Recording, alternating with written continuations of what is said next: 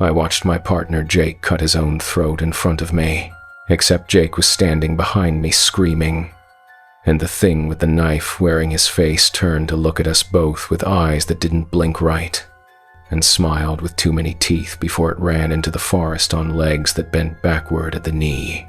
That was 4 days into what should have been a routine week-long patrol of the West Fork Trail system in the Gila National Forest. 4 days into September 2023, when the aspens were just starting to turn, and the air in the high country had that clean bite that makes you feel like you could work forever without getting tired. 4 days into the kind of assignment that made me love this job in the first place. Now let me back up and tell you how we got there. My name's Tyler Brennan. I'm 34 years old and I've been a wilderness ranger with the Forest Service for 8 years. The Gila Wilderness in southwestern New Mexico is my district. 3.3 million acres of mountains, canyons, and high desert that most people will never see. It's the kind of place where you can hike for a week and never cross a paved road. The kind of place where the silence is so deep you can hear your own heartbeat in your ears. The kind of place where things live that don't want to be found. Jake Mora was my partner.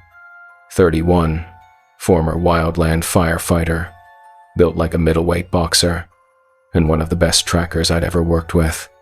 We'd been partnered for 3 years, and had that rhythm you only get when you've spent enough nights in a tent together that you can read each other's mood by how they pack their gear in the morning.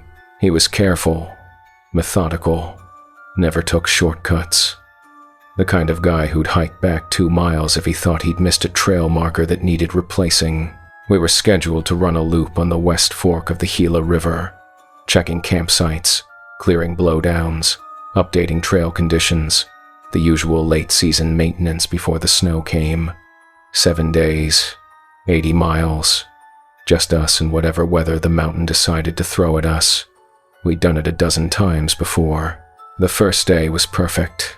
Clear skies, temperatures in the low 70s, water levels good in all the crossings. We made camp that first night at the established site near Skeleton Canyon, a flat spot under some big ponderosas where the river made a bend and you could hear the water all night like conversation in another room. We ate freeze-dried pad thai that tasted like cardboard and salt, hung our food bags high and tight, and sat by a small fire watching sparks rise into a sky so thick with stars it looked like someone had spilled sugar across black cloth. Jake mentioned something that first night that I didn't think much about at the time. He said one of the seasonal guys, a kid from Albuquerque who'd worked trail crew that summer, had told him about warnings the local Navajo families gave about certain areas in the Gila, specific drainages, specific ridge lines, places where you don't camp after dark, places where you don't whistle, places where if you hear your name called, you don't answer. I laughed it off. I told Jake that every wilderness area has those stories, campfire tales to spook the rookies. He nodded and agreed, but I noticed he looked into the tree line a little longer than usual before he turned in for the night. The second day started wrong in a way I couldn't name. You ever wake up in the woods and just feel watched? Not scared, not yet, just aware that the equation of the forest has changed and you're part of it now in a way you weren't the day before. The birds were quiet, not silent. There were still jays working the canopy and a nuthatch doing its upside-down walk on a pine trunk, but the volume was turned down. Like everything was being careful, we broke camp, filtered water, and headed up the West Fork drainage toward Turkey Creek. The trail there runs along the river for about 6 miles before it climbs into rougher country. It's beautiful hiking. The kind where you're stepping over roots and rocks, but your eyes keep pulling up to the canyon walls and the light coming through the trees and long golden shafts. Around 10 in the morning, we found the first strange thing. There were footprints in the sand along the riverbank. Human prints, barefoot, adult-sized. They came out of the water at a shallow crossing, walked up the bank about 15 feet, then turned around and went back into the river. Nothing weird about that on its own. People wade the Gila all the time in summer. But these prints were fresh. The edges were still crisp, the sand still dark with moisture, and the spacing was wrong. Jake crouched down and measured with his hand. The stride length was too long, almost 4 feet between steps. No one walks like that. No one human, anyway. And the foot itself was narrow, elongated, with toes that spread too wide, like someone had stretched a normal footprint on a copier.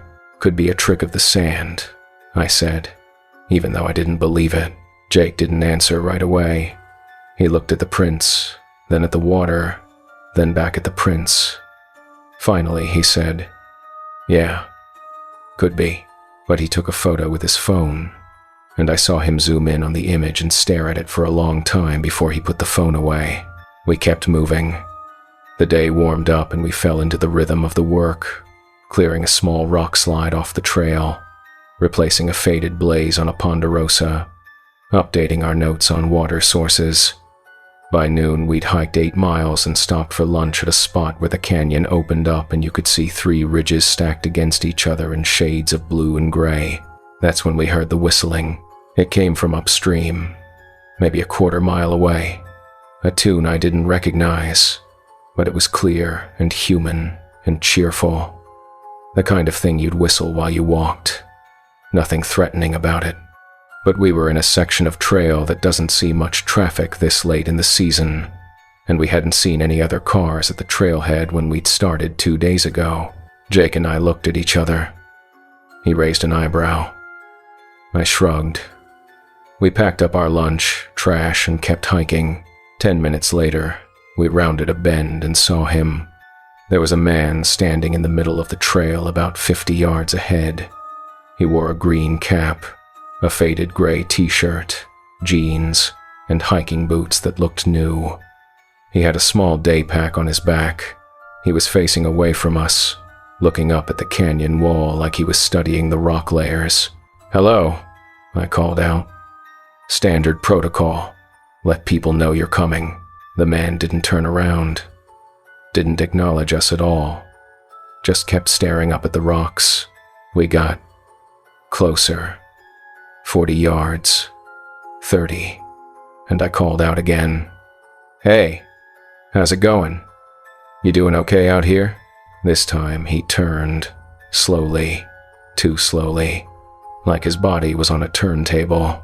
When he faced us, I saw that he was maybe 40 years old, clean-shaven, with dark eyes and a smile that showed too much gum. "I'm doing great," he said. His voice was friendly. "Normal. Beautiful day for it." "Sure is," I said. "You out here alone?" "Yeah, just me." He tilted his head slightly. "You guys must be the Rangers.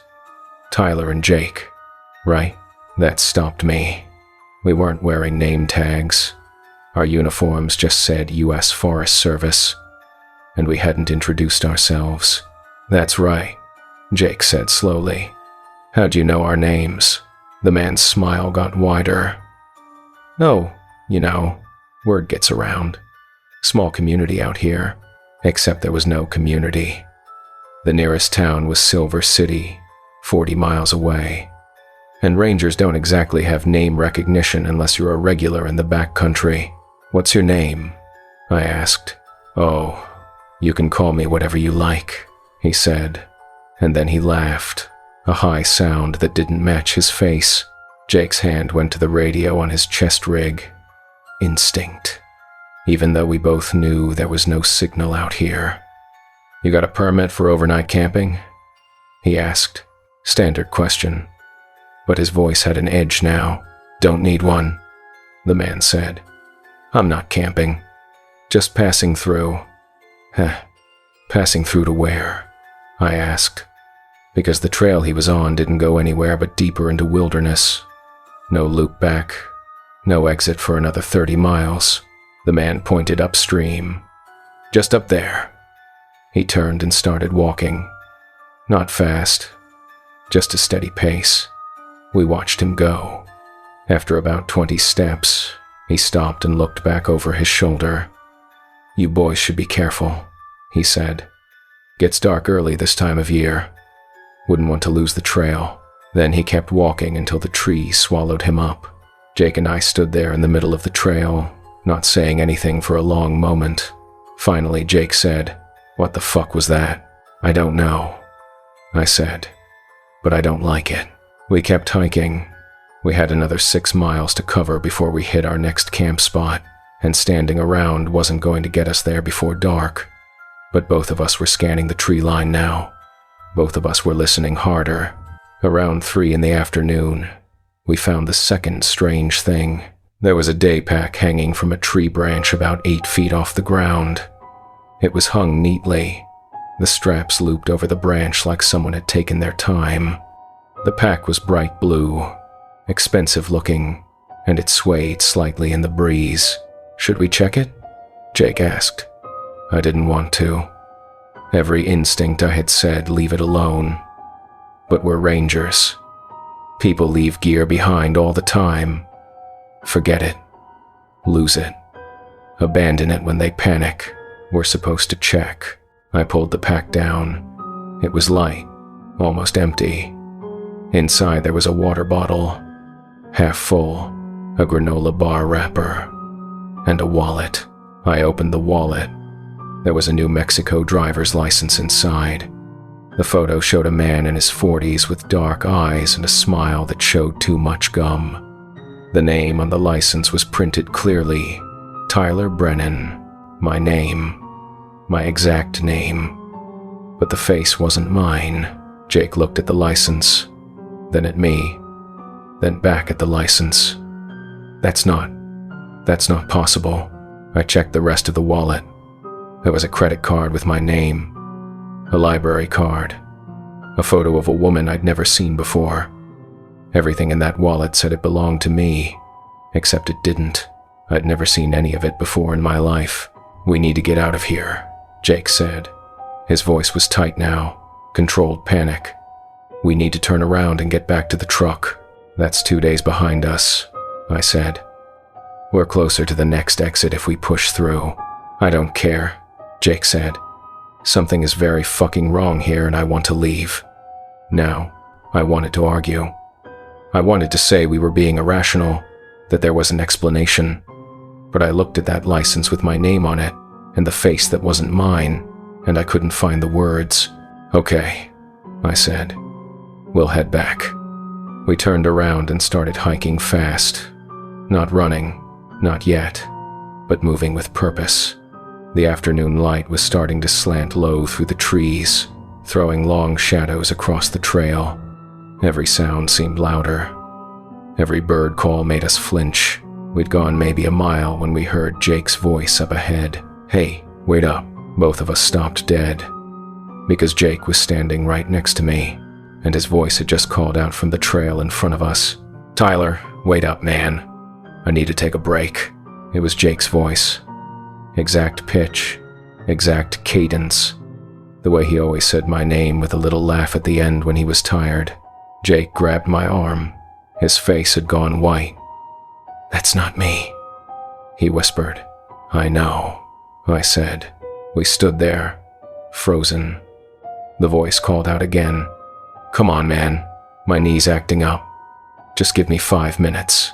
Then we saw him step out from behind a ponderosa about 30 yards ahead. It was Jake. Same build, same uniform, same face.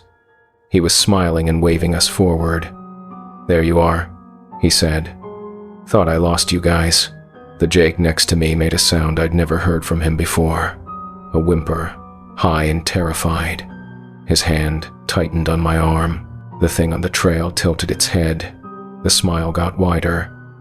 "What's wrong, Tyler? You look like you've seen a ghost." It started walking toward us. The gait was wrong. Too smooth. Like it was gliding. Its knees bent the right way. But there was something about the rhythm that made my brain scream wrong, wrong, wrong. "Back up," I said quietly. "Slow. Don't run." We started backing away. The thing kept coming. It was still smiling. "Where are you going?" "We've got camp to make. Come on. Don't be weird." Then Jake. The real Jake next to me did something that probably saved our lives. He started talking, not to the thing, but to me. "Tyler, remember that time in Flagstaff when we got drunk at that bar with the mechanical bull and you fell off and broke your wrist? Remember what you said to the doctor?" The memory came flooding back. I said I'd fought the bull and the bull won. I said, "Right." Jake said, his eyes never leaving the thing on the trail. "And what did we tell the station chief when we got back?" "That I'd slipped on wet rocks," I said. The thing stopped walking. Its smile faltered. It looked confused, like it was trying to process information it didn't have. "It doesn't know," Jake said. "It doesn't know things we haven't said out loud." The thing's face did something then that I still see when I close my eyes. It shifted, like a mask slipping. For just a second, I saw something underneath. Something with skin too tight and eyes too far apart and a mouth that went back too far into its skull. Then the mask snapped back into place, and it was Jake again. "Perfect, Jake. You're being paranoid," it said. But the voice was off now. A little too deep. A little too slow. We kept backing up. We'd gone maybe 20 yards when it did something that made my blood turn to ice. It reached into its pocket and pulled out a knife. A folding buck knife. The same model Jake carried. It opened the blade slowly, deliberately. Then it raised the knife to its own throat. "If you won't come to me," it said in Jake's voice, "maybe I'll come to you another way." That's when it cut. One smooth motion across the throat. Blood sprayed. Black in the fading light. The thing's smile never wavered. It looked at us with those wrong eyes, looked down at the blood pouring down its chest, and then it laughed. The real Jake screamed. I think I did too. The thing dropped to its knees, still smiling, blood pooling in the dirt. Then it fell forward onto its hands. For a moment, nothing happened. We stood there, paralyzed, watching this thing that looked like Jake bleed out on the trail. Then it stood up. The wound was still there, gaping and wet. But it stood up on legs that bent backward at the knee with a cracking sound like green wood breaking. It turned its head to look at us, turned it too far, nearly 180 degrees, and the smile was gone. What was left was a face stretched too tight, with too many teeth, and eyes that reflected the dimming light like an animal's. "Run," I said. We ran. I don't remember a lot of the next hour clearly. It comes back in flashes. The sound of our boots on the trail. Jake's breathing harsh and ragged next to me.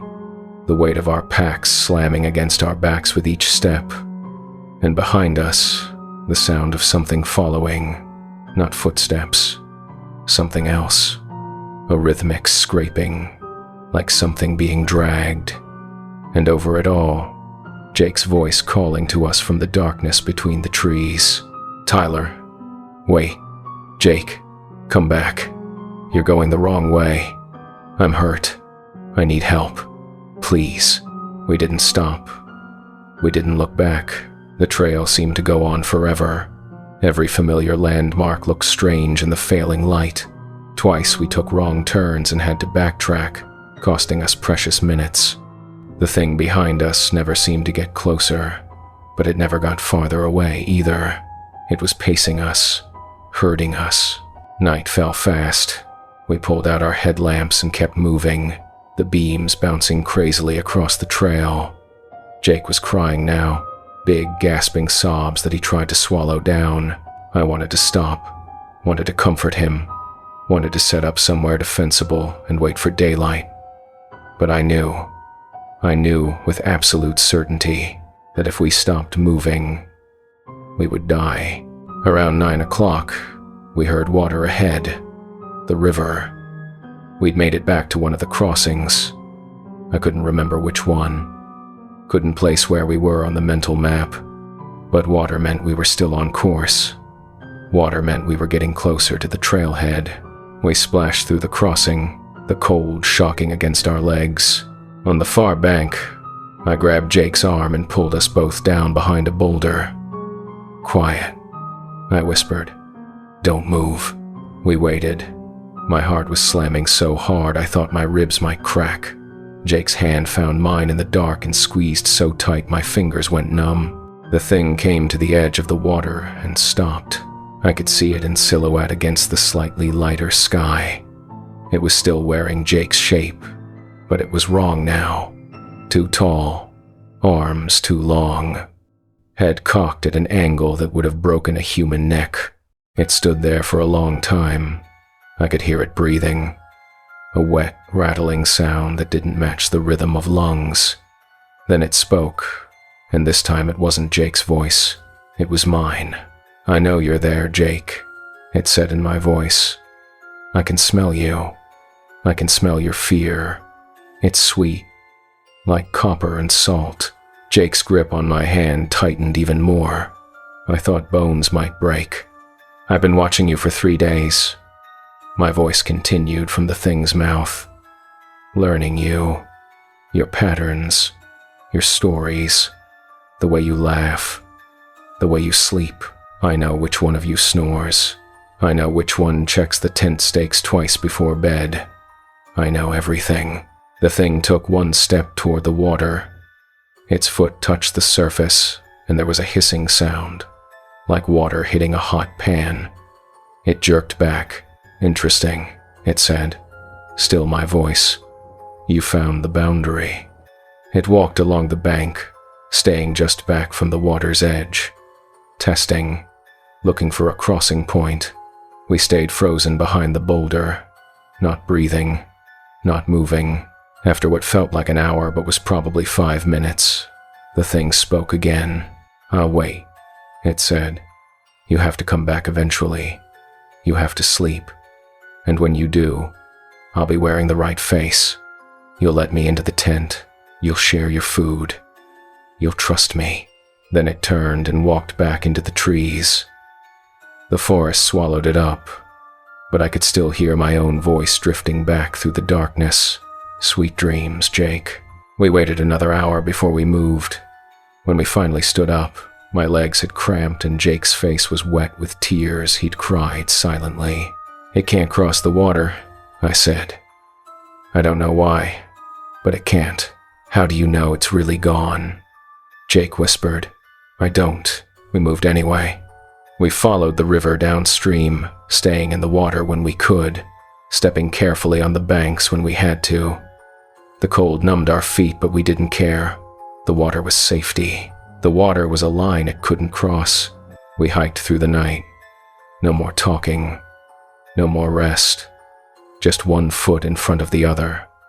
The sound of the river covering any sounds of pursuit. Dawn came slowly, painting the canyon walls pink and gold. In the growing light, I could see the trailhead parking area ahead. Our truck sat alone in the gravel lot, exactly where we'd left it 3 days ago. We ran the last 100 yards. Jake had the keys out and was fumbling with the door lock, his hands shaking so badly he dropped them twice. I stood with my back to the truck, scanning the tree line, waiting for it to come charging out in those final seconds. The locks clicked. Jake yanked the door open. "Get in, get in, get in." I threw myself into the passenger seat. Jake started the engine. It caught on the first try, thank God. And we were moving, gravel spraying behind us as we fishtailed out of the lot. We drove in silence for the first 10 miles. Then, Jake pulled over at a wide spot, put the truck in park, and threw up out the door. I got out and stood beside him, one hand on his back, watching the road behind us. When he was done, he wiped his mouth and looked at me. "What the fuck was that? Tyler, what the fuck was that?" I don't know," I said. "Because I didn't. Not then." We drove to Silver City and went straight to the ranger station. Our supervisor, a man named Hector with 30 years in the Forest Service, took one look at us and sat us down in his office. We told him everything. The footprints, the man on the trail, the wallet with my name, the thing that wore Jake's face.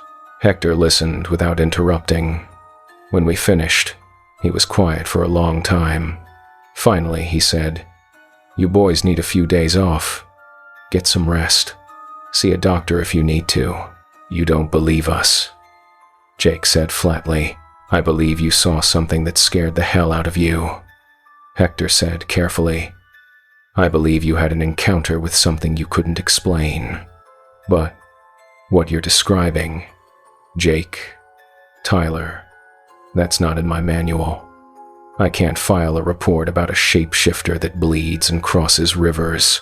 "Then what do we say?" I asked. "You say you encountered a potentially dangerous individual on the trail and used your best judgment to extract safely. You say you'll provide additional details if needed. You say you're taking 72 hours personal time to decompress, and we all move forward." Jake stood up so fast his chair fell over. "Fuck that. Fuck that. I'm not going back out there. I'm not. I can't." He left, just walked out of the office, out of the station. I found him an hour later sitting in his truck in the parking lot, staring at nothing. "I'm putting in for a transfer," he said. "Idaho, Montana, I don't care. Somewhere that doesn't have whatever that was." Jake, don't," he said. "Don't tell me it's over. Don't tell me we're safe.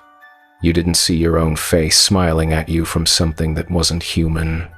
You didn't watch yourself cut your own throat. I can't. I'm done, Tyler." He transferred 6 weeks later.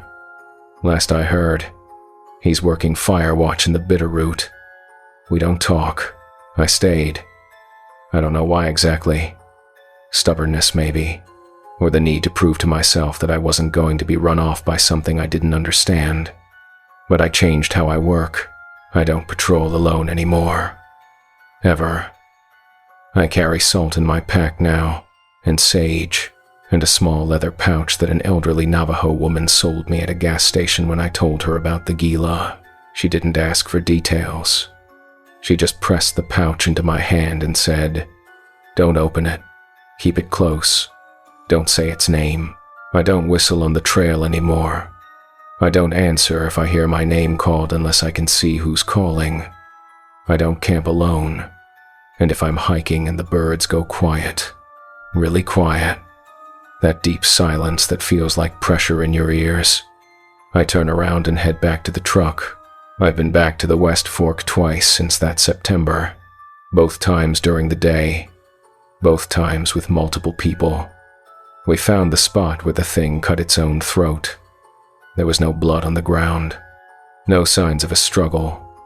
Just smooth dirt and a pattern of tracks that didn't quite look human, leading off into the trees and then stopping, like whatever made them had just lifted into the air.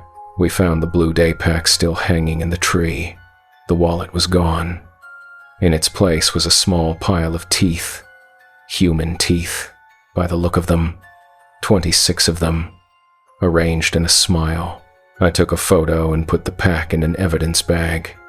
It's in a storage locker at the station now. No one talks about it. No one asks me why I keep checking the lock every time I walk by. There are stories, if you know who to ask. Stories about things that walk the Gila and the wilderness areas around it. Things that the old families know not to name. Things that wear the shapes they steal and watch from the edges of your firelight and call to you in voices you trust. The Navajo have a word for them. I won't write it here because the old woman told me not to say the name, but I've done my research. I know what we saw. I know what followed us through those woods and smiled with my partner's face and promised to wait. And I know it's still out there. Sometimes, late at night when I'm home alone, I'll get a text from a number I don't recognize. It's always the same message. "See you on the trail, Tyler." I don't respond. I delete it and change my number. But 2 months later, there it is again. Different number. Same message. Last week, I got a package in the mail. No return address. Inside was a photo of me and Jake from 3 years ago, before any of this happened. We're standing in front of the ranger station, smiling, arms around each other's shoulders. Someone had drawn a circle around Jake's face in red marker. On the back, in handwriting that looked like mine, were 4 words. "I'm still learning you." I called Jake. He didn't pick up. He texted back an hour later. "Don't contact me again, please." I wanted to tell him I understood. I wanted to apologize. I wanted to ask if he'd gotten any packages, but I didn't. I just replied, "Okay," and left it alone. Here's what I want you to understand. If you're planning to hike in the Gila, or really any deep wilderness area in the Southwest, there are rules the old families follow for a reason. Don't whistle after dark. Don't answer voices you can't see. Don't trust a face just because it looks familiar. And if something knows your name without you giving it, you leave.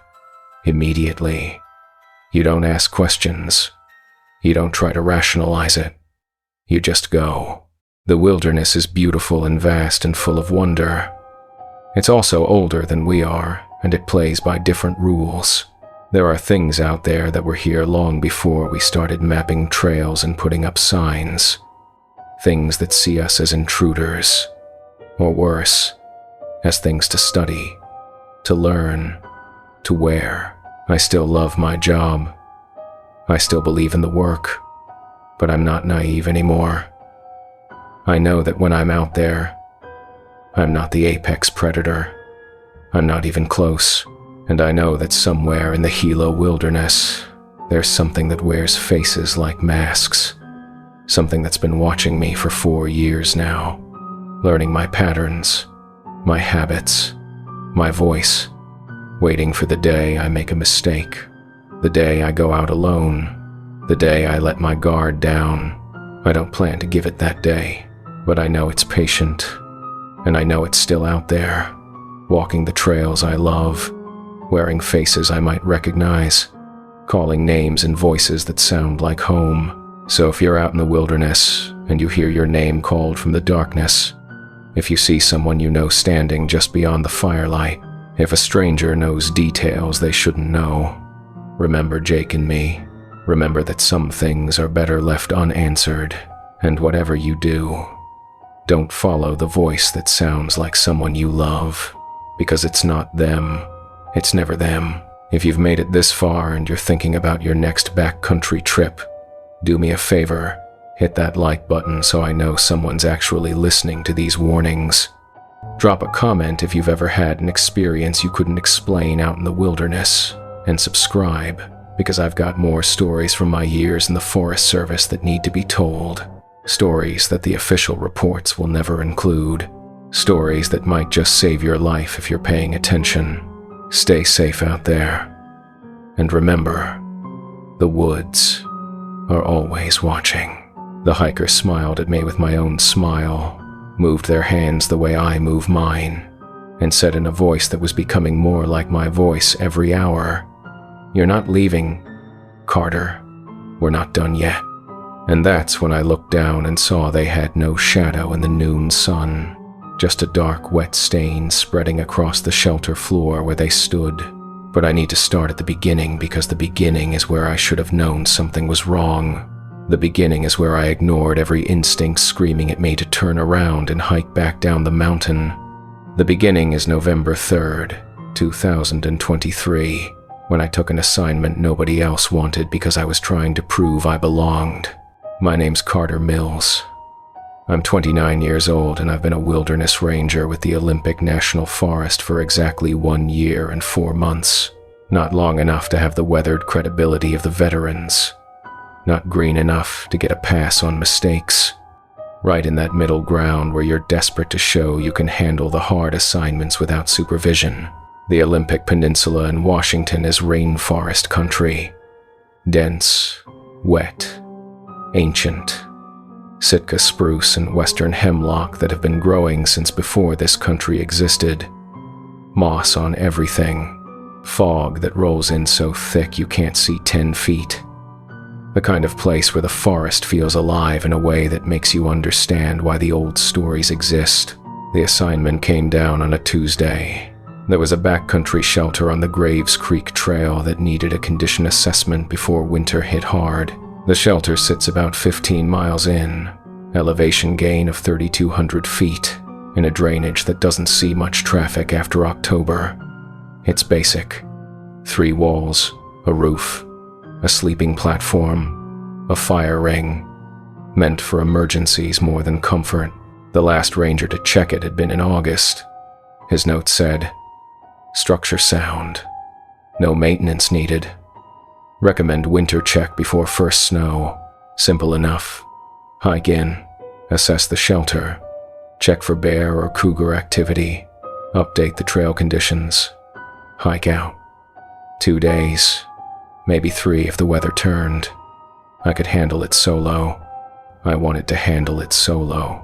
I told my supervisor, a woman named Patricia who'd been working the Olympics since the 90s, that I'd head out Wednesday morning. She looked at me over her reading glasses and said, "You sure? Forecast shows rain moving in Thursday. Could get nasty up there." "I'll be fine," I said. "In and out before it hits." She nodded slowly. "You got your inReach?" The inReach is a satellite communicator. Text messages when there's no cell service. SOS button if things go sideways. Standard issue for solo work. Always. I said. "Good. Check in every 12 hours. Miss a check-in, I'm sending someone after you." I packed that night. Tent, sleeping bag rated to 20 degrees, stove, fuel, 3 days of food, water filter, first aid kit, bear spray, rain gear, everything by the book. I've got a checklist I run through twice because my dad drilled it into me when I was a kid hiking the Appalachian Trail with him, once for packing, once for double-checking. I left the ranger station at 6 in the morning. The drive to the Graves Creek trailhead took 40 minutes on roads that got narrower and rougher as I went. No other cars in the lot when I arrived. No surprise. Early November on a Wednesday. Most sensible people were at work or staying home where it was warm and dry. The trail started easy, flat for the first 2 miles along the creek, then climbing in long switchbacks through old growth. The air smelled like wet earth and cedar. Fog hung in the canopy, dripping steadily. My rain jacket was soaked through in the first hour, but I was warm from the work of hiking. I made good time. By noon, I'd covered 8 miles and stopped for lunch at a creek crossing. Filtered water, ate a protein bar, checked my phone out of habit even though there was no signal.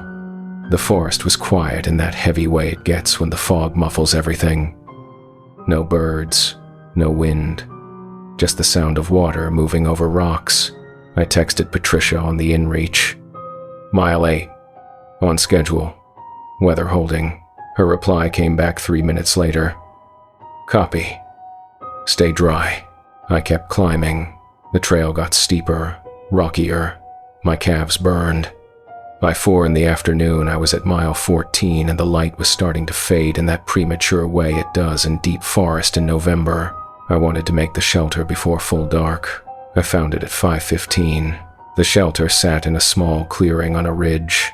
3 walls of weathered cedar facing east, open to the west where the ground dropped away into the drainage. The roof looked solid. No obvious damage. The sleeping platform inside was dry. The fire ring showed old ash but no recent use. And sitting on the platform with his back against the wall was a man. He was maybe 40, maybe 50. Hard to tell. Thin, with a narrow face and dark hair going gray at the temples. He wore a green fleece jacket, hiking pants, boots that had seen better days. No pack visible. No gear except a small stuff sack next to him on the platform. "Hey," I said, stopping at the edge of the clearing.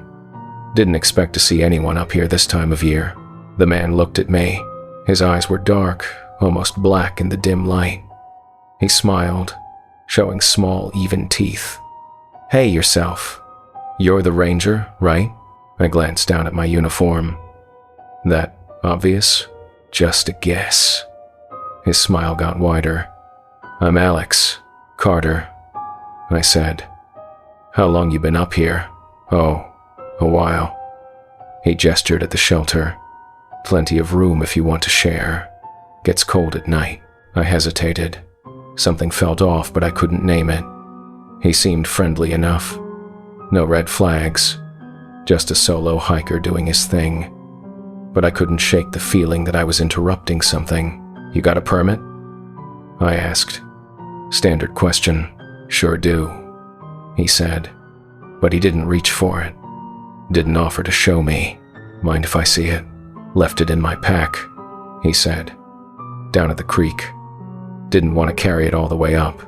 You know how it is. Every ounce counts." That didn't make sense.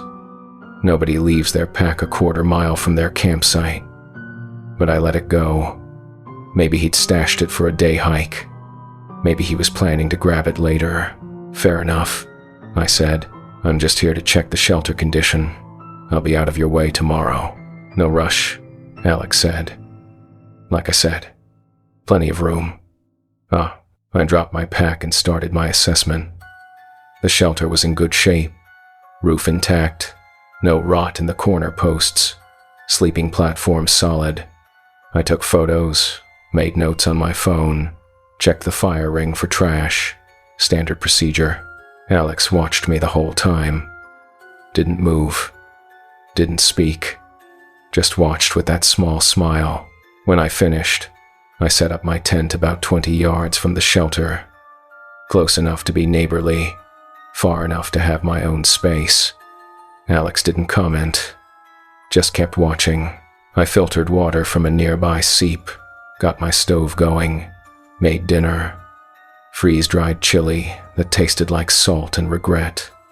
I ate sitting on a log near my tent, facing the shelter. Alex was still on the platform, still watching. "You want some food?" I called over. "I've got extra." No thanks," he said. "Already ate." But I hadn't seen him eat. Hadn't seen him move at all except to track me with his eyes. The sun set and the temperature dropped fast. I could see my breath. I put on my down jacket, pulled a beanie over my ears. Alex was still in just his fleece. He didn't seem cold. "You got a sleeping bag?" I asked. "Don't need one," he said. "It's going to get down to the 30s tonight. I run hot," he said, and smiled again. I didn't push it. People make bad decisions in the backcountry all the time. Not my job to parent them unless they're actively dying. I brushed my teeth, hung my food bag from a bare wire strung between two trees, and climbed into my tent. I could still feel Alex watching even though I couldn't see him anymore. I texted Patricia on the inReach. "At shelter. Structure good. Solo hiker present. We'll assess trail conditions tomorrow and head out." She replied. "Copy. Weather update. Rain moving in earlier than expected. Might hit tonight. Be ready to move if it gets bad." I set my phone alarm for 6 a.m. and tried to sleep. The problem was, I couldn't shake the feeling that something was wrong. Not danger wrong. Not yet. Just off. Like a picture hanging crooked on a wall. You can't always explain why it bothers you, but you know it does. I lay there listening to the forest. Dripping water, branches creaking, and underneath it all, nothing. No animal sounds, no owls, no mice rustling in the duff. Just silence. Around midnight, I heard footsteps outside my tent. Slow, deliberate, circling. I unzipped my tent, fly, and looked out. Alex was standing about 10 feet away, facing the forest, his back to me. He was absolutely still, not swaying, not shifting weight, just standing like a statue in the moonlight that filtered through the clouds. "You okay?" I called out. He didn't turn around. "Just listening," he said. Listening for what? Everything, he said. And then he walked back to the shelter and sat down on the platform in the exact same position he'd been in before. I zipped my tent and tried to sleep, but every time I started to drift off, I'd hear those footsteps again. Circling. Stopping. Circling again. When my alarm went off at 6, I was exhausted. I'd maybe slept 2 hours total. I unzipped the tent and looked out. The sky was gray and heavy with rain that hadn't started yet but would soon. The temperature had dropped. Frost on the ground. Alex was sitting on the platform in the exact same position as the night before. Same angle. Same posture. Like he hadn't moved at all. "Morning," I said. "Morning, Carter." He said my name slowly, like he was tasting it. I made coffee on my stove, ate an energy bar, started breaking down my tent. Alex watched. "You heading out today?" I asked. "Maybe," he said. "Maybe not. It's nice here. Quiet. Storm's coming," I said. "You should probably head down before it hits. I like storms," Alex said. "The way the wind sounds, the way the trees move, the way people's voices carry." That was a weird thing to say, but I let it go. I finished packing, did a final check of the shelter for my report, and shouldered my pack. "Take care of yourself," I said. "You too, Carter." Again with my name, again with that slow delivery. I started down the trail. I'd gone maybe 100 yards when I realized I'd forgotten to take a photo of the shelter sign for my report. I needed it for the documentation. I turned around and headed back. When I came into the clearing, Alex was standing at the edge of the forest, facing away from me. His arms were at his sides. His fingers were too long.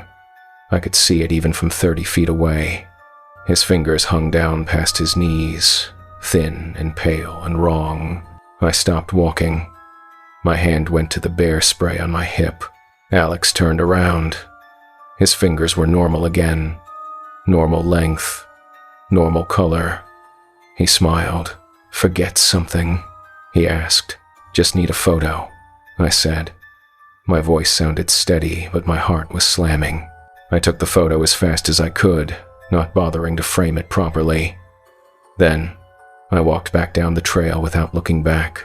I'd gone maybe 2 miles when I got a text on my inReach. From Patricia, "Change of plans. Need you to stay another night.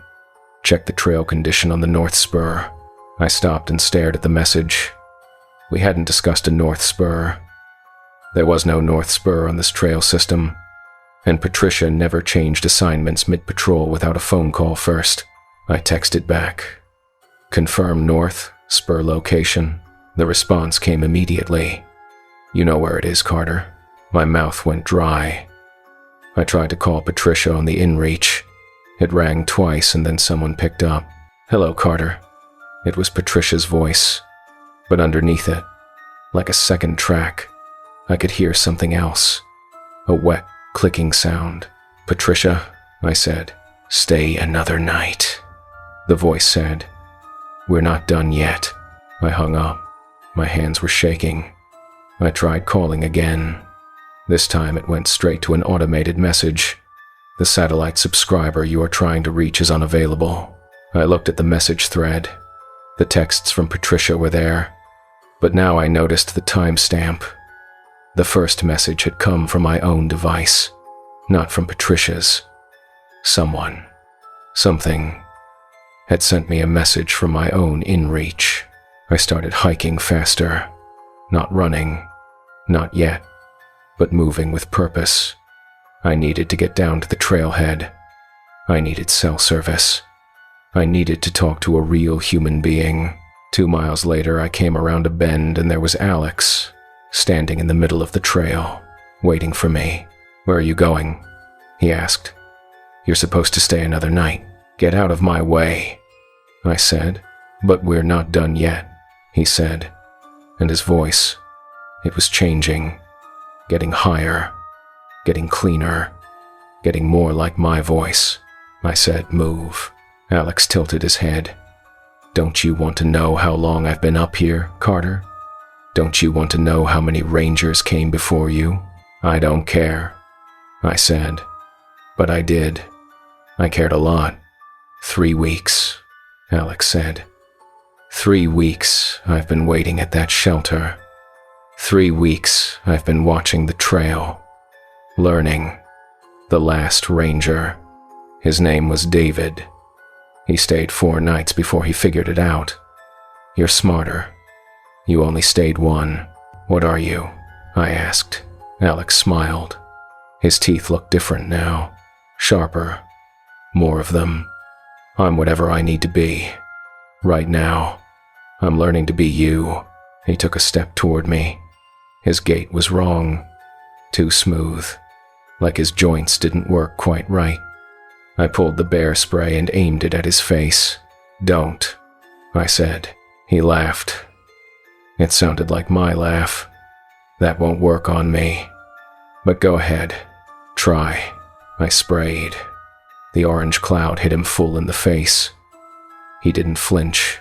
Didn't cough. Didn't react at all. He just stood there, smiling, with bear spray dripping off his chin. My turn, he said. He moved fast, faster than anything human should move. 1 second he was 10 feet away. The next he was right in front of me, his hand on my wrist. His skin was cold, cold like a corpse, cold like meat from a freezer. I did the only thing I could think of. I dropped my weight, twisted, and yanked my arm free. His grip broke and I stumbled backward. He reached for me again, but I was already moving, scrambling off the trail and into the trees. I ran. Branches whipped my face. Roots grabbed my boots. Behind me, I could hear Alex, or whatever it was, following, not running, walking, because it didn't need to run. It knew these woods. It had been here for weeks. I broke through a thicket and nearly fell off a cliff. The ground just ended. A 30-foot drop to rocks and a creek below. I stopped inches from the edge, windmilling my arms for balance. Alex stepped out of the trees behind me. Careful, he said in my voice. Long way down. I looked at him. Really looked at him. His face was shifting now. Melting. Reforming. Parts of it looked like me. My nose. My cheekbones. But his eyes were still wrong. Still black. Still empty. What do you want? I asked. To learn, he said. To be. You spend so much time out here alone. You know these trails. You know how to survive. I need that. And when I'm done learning you, I'll go back to the station. I'll do your job. No one will know the difference. They'll know, I said. Will they? Alex stepped closer. I've been practicing your voice, your walk, the way you hold your coffee mug, the way you bite your thumbnail when you're thinking. I know you, Carter. Better than you know yourself. He was right about the thumbnail. I do that. I've done it since I was a kid. How long have you been watching me? I asked. Since you got the assignment, Alex said. I was in the parking lot when you loaded your truck. I was on the trail behind you when you hiked in. I was outside your tent last night, listening to you breathe, learning your rhythm, learning your patterns. The shelter, I said, is where I wait, Alex said. Every season, 1 or 2 rangers come check it, and I learn from them, piece by piece, voice by voice. Soon I won't need to wait anymore. Soon I'll be good enough to walk among you. The rain started then. Big, cold drops that hit like bullets. Thunder rolled in the distance. Alex looked up at the sky. His face did something strange, like he was savoring the feeling of rain on skin. Perfect, he said. This will wash away your scent. Make it harder for them to track you. Track me? I said. When they come looking, Alex said. When they find your gear at the bottom of this cliff, when they assume you slipped in the rain, accidents happen out here all the time. No one will question it. And I'll be back at the station, filing your report, doing your job, being you." He took another step. I had nowhere to go. Cliff behind me, Alex in front of me, rain coming down harder now. "Any last words?" he asked, and he smiled with my smile. I did have words. I had a lot of words, but I didn't say them. Instead, I pulled my knife from my belt and slashed at his face as hard as I could. The blade connected, cut deep across his cheek. Black blood welled up, thick, viscous, smelling like rot and old meat. Alex stopped smiling. He touched his face, looked at the blood on his fingers, then looked at me with something that might have been surprise. "You cut me," he said. "Yeah," I said. "I did. No one's cut me before." He sounded almost impressed. "First time for everything," I said. The wound wasn't healing. The blood kept flowing. Alex looked at it, then at me, then at the knife in my hand. For the first time, I saw something like uncertainty in his face. "Iron," he said quietly. "You carry iron." My knife was carbon steel with an iron content. Nothing special, just a good blade I'd had for years. But the way Alex said the word, iron, like it was poison, I didn't waste time. I lunged forward and stabbed at his throat. He jerked back, but not fast enough. The blade caught him below the jaw. More black blood, more of that rotting smell. Alex made a sound I'd never heard before. A high, keening wail that echoed off the cliff face. He stumbled backward, clutching his throat. The rain poured down. Thunder cracked directly overhead. "You can't," he said in a voice that was no longer mine, no longer his, just something raw and ancient. "You can't. I need. You need to leave," I said. "You need to go back to wherever you came from and stay there." "I can't go back," Alex said. "There's nothing there. Only here. Only learning. Only becoming." "Not my problem," I said. I moved toward him with the knife raised. He backed away, stumbling over roots, his face shifting faster now. My face, his face. No face. Just raw meat and bone underneath. "I'll find you," he said. "I'll find you at the station. I'll find you at home. I know where you live. I know where you sleep. I lunged again. This time he ran, turned and crashed into the forest, leaving a trail of black blood and that terrible smell. I didn't follow. I stood there in the rain, shaking, listening to the sound of him, it, crashing through the underbrush, getting farther away. When I couldn't hear it anymore, I collapsed against a tree and threw up. Everything came up. Breakfast, coffee, the energy bar, bile. I retched until there was nothing left. The rain stopped as suddenly as it started. The sun broke through the clouds, turning the forest into a cathedral of light and shadow. Steam rose from the ground. I cleaned my knife on moss, sheathed it, and started hiking down. I didn't run. Running makes you careless. I walked steadily, knife in one hand, bear spray in the other, checking behind me every few steps. I made it to the trailhead at dusk. My truck sat alone in the lot, exactly where I'd left it. I got in, locked the doors, and just sat there for 10 minutes, breathing, trying to process what had happened. I tried my cell phone. 1 bar. I called Patricia. She picked up on the first ring. "Carter, where the hell have you been? You missed 2 check-ins. I was about to send SAR after you. I'm out," I said. "I'm at the trailhead. I'm safe. What happened? Did you get hurt?" I looked at my reflection in the rearview mirror. Scratches on my face from branches, pale skin, wide eyes. But it was me. Definitely me. I ran into some trouble, I said. I'll explain when I get back. What kind of trouble? The kind that's hard to explain, I said. She was quiet for a moment. You sound like you've seen a ghost. Something like that, I said. I drove back to the station. Patricia was waiting in the parking lot. She took one look at me and said, "You need to sit down. You look like hell." I told her everything. The hiker at the shelter, the text messages, the thing on the trail that knew my name and my habits and was learning to be me, the iron knife, the black blood. She listened without interrupting. When I finished, she was quiet for a long time. Finally, she said, "I'm going to tell you something I've never told anyone. 10 years ago, I had a similar experience.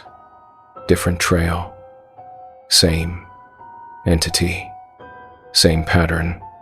It called itself different names, but it was the same thing. Learning. Watching. Becoming." "What did you do?" I asked. "What you did," she said. "I fought. I ran. And I never went back to that trail alone again." "Did it follow you?" I asked. "For a while," she said. "I'd see it sometimes, standing at the edge of the parking lot, sitting in the coffee shop across from the station, always watching, always learning, but it never came close again. I think once you hurt it, once you show you can fight back, it moves on, finds an easier target." "The shelter," I said. "We need to close it, burn it down, something." Patricia shook her head. "We can't burn Forest Service property without cause. And what cause would I give? That there's a shapeshifter living there? I'd lose my job and they'd send someone else to check it anyway. So we just leave it? We mark it," she said.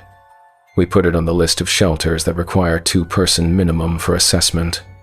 We make sure no one goes up there alone. And we warn the rangers we trust. Quietly. The ones who won't think we're crazy." "And the ones who do think we're crazy?" I asked. "They learn the hard way," Patricia said. "Or they don't learn at all." I requested a transfer 3 months later. Not because I was scared, though I was, but because I couldn't do the job anymore knowing what was up there, knowing that something was waiting at that shelter, learning, watching, becoming.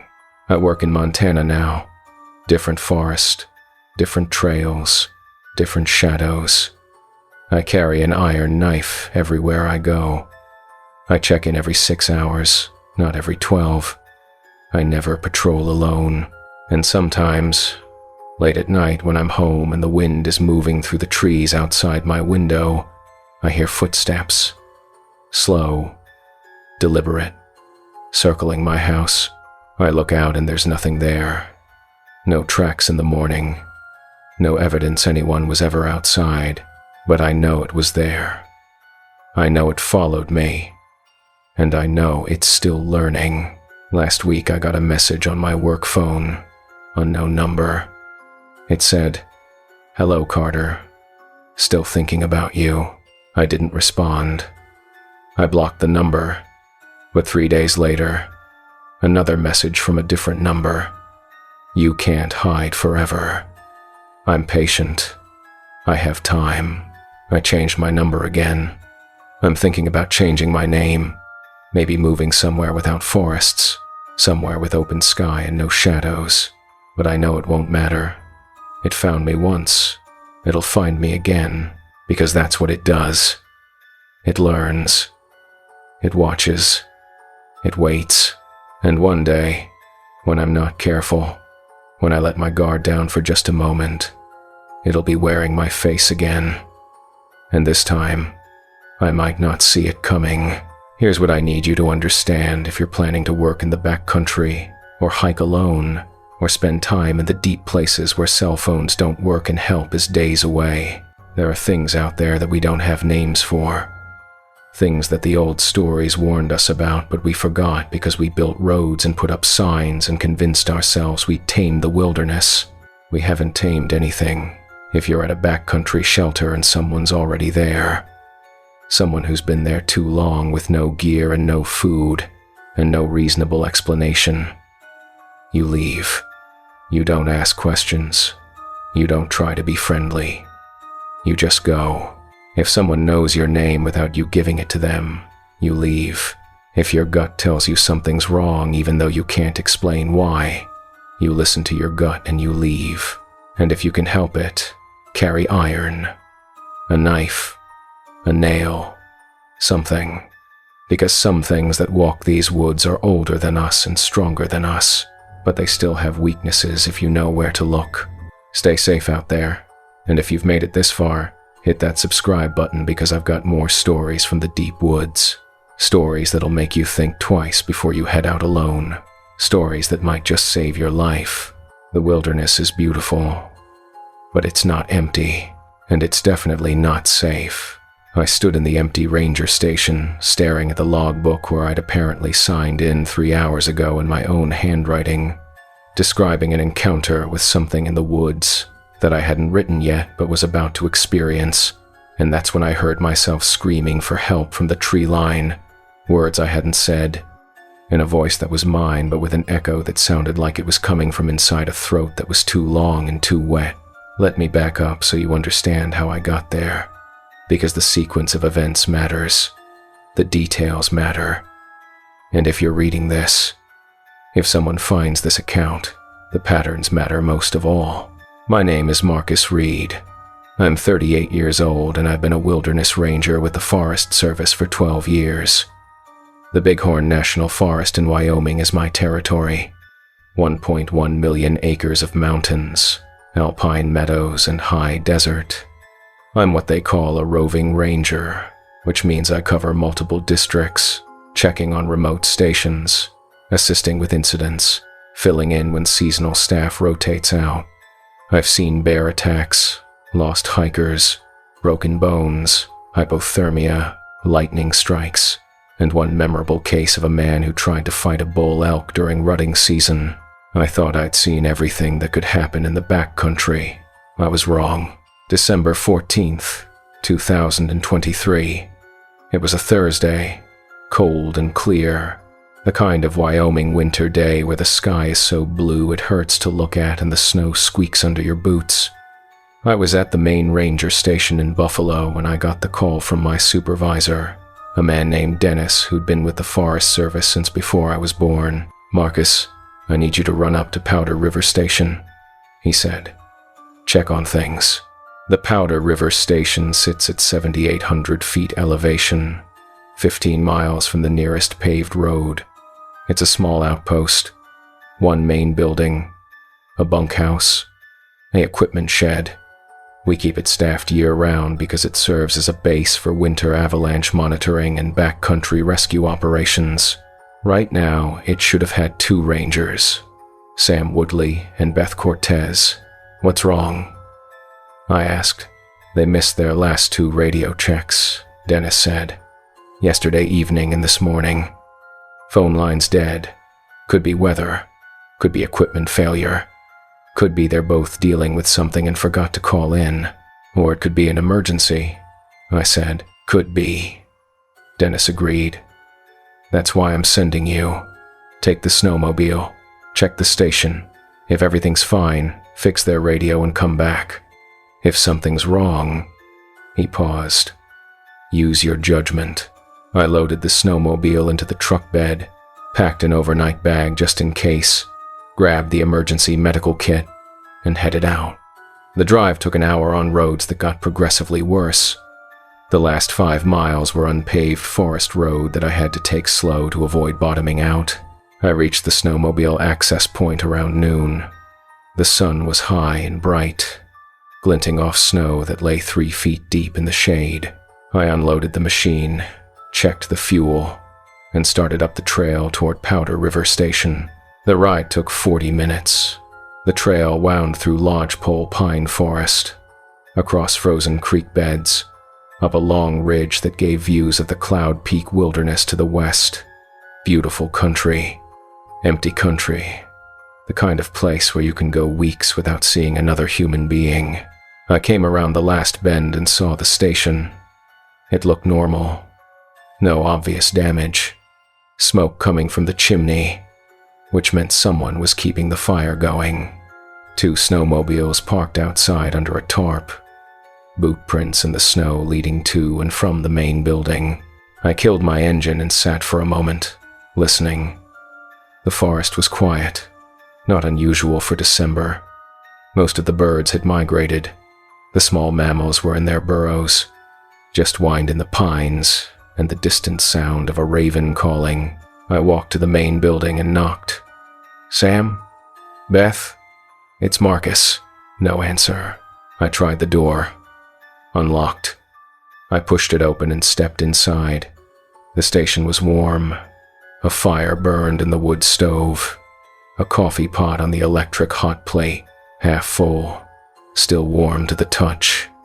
2 mugs on the table, one with coffee in it, one empty. Coats hanging on pegs by the door, boots lined up underneath. Everything looked normal except for one thing.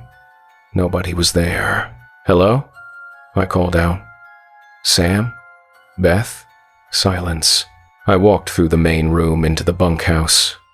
2 beds, both made, gear stored neatly.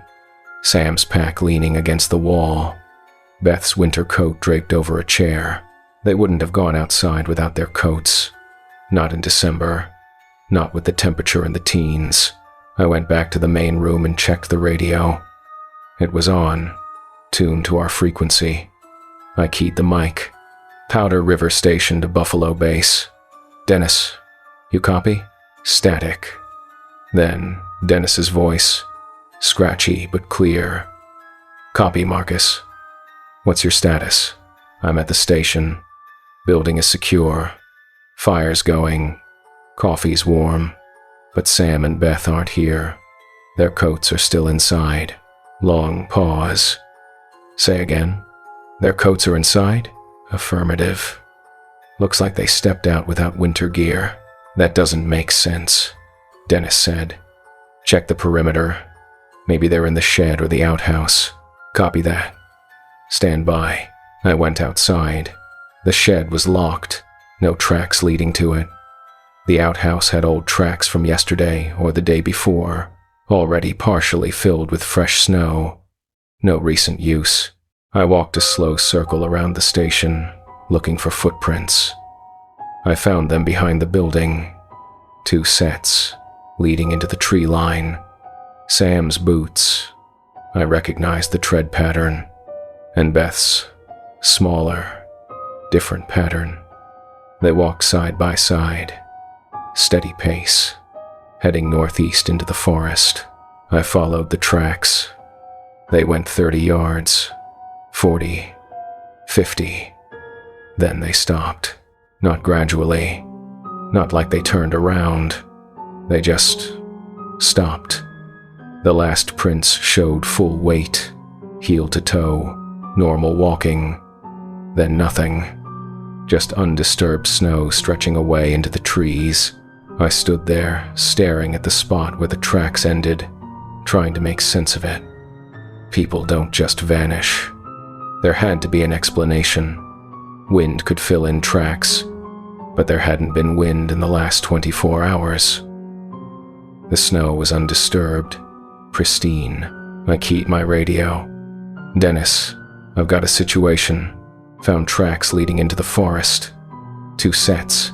They terminate approximately 50 yards northeast of the station.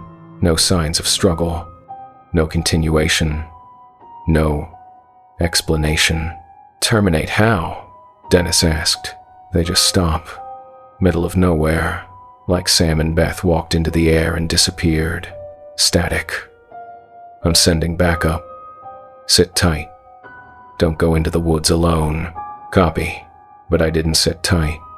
I walked farther into the trees, scanning for any sign. Disturbed snow, broken branches, blood. gear, anything. I found something at about 100 yards. A small cairn of stones, stacked neatly on a fallen log. 5 stones, graduated in size, balanced perfectly.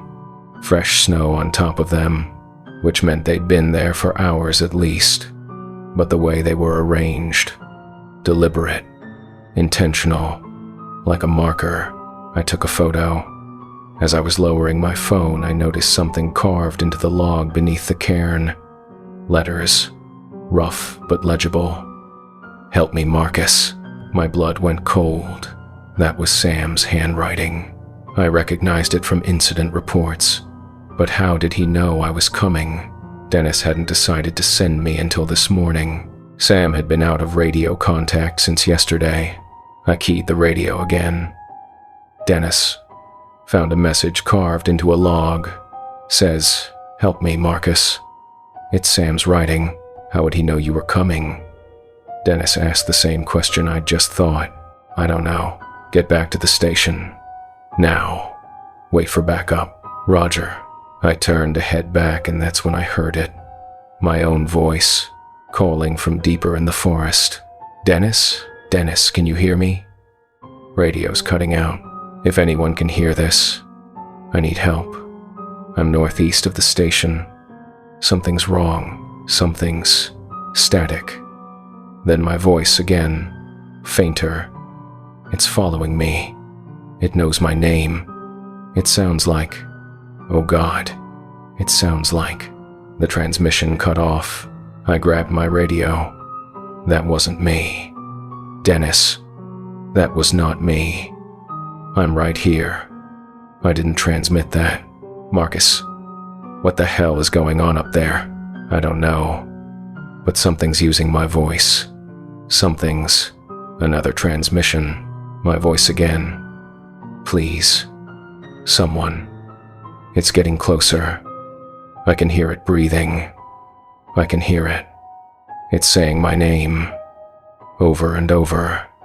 Marcus. Marcus. Marcus. Dennis, that is not me, I said. I am transmitting right now. You should be hearing my voice live, not that recording or whatever it is. I hear you, Marcus. I hear you real time. But I'm also picking up those other transmissions on the same frequency. How is that possible? Oh, I don't know. I started walking fast back toward the station. Behind me, I heard footsteps. Boots on snow. Steady, even pace. I turned around. Nobody there. Just trees and shadows and undisturbed snow. The footsteps kept coming. I pulled my service weapon. A Glock 40 that I'd qualified with every year for a decade and never once fired outside a range. I aimed at the forest behind me. Identify yourself. This is Forest Service law enforcement. Show yourself now. The footsteps stopped. Then my own voice came from the trees, maybe 20 yards away. Marcus. It's me. It's Sam. I'm hurt. I need help. Please. Sam? I called out. Yeah. It's me. I can't move. My leg. I think it's broken. Please. You have to help me. But it wasn't Sam's voice. It was mine. Saying Sam's words. In my voice. Show yourself, I said. Come out where I can see you. I can't move. My voice said. Please. Just come here. Just a little closer. I'm right here. You can almost see me. Every instinct I had screamed wrong. Every hour of training said don't approach. Don't engage. Get to safety and call for backup. I ran. I crashed through the trees, stumbling over buried logs, branches whipping my face. Behind me, the footsteps resumed. Faster now. Purposeful. I broke into the clearing where the station Saturday. My snowmobile was right where I'd left it. I sprinted for it, fumbling for the keys in my pocket. That's when I saw the logbook through the window of the station. It was open on the table. I could see my own handwriting on the page, but I hadn't written anything in the logbook. I checked it when I arrived. The last entry was from Beth. Yesterday morning, routine weather report. I should have kept running. I should have started the snowmobile and gotten the hell out of there. But I needed to know. I needed to see what was written. I went back inside. The fire was still going. The coffee was still warm.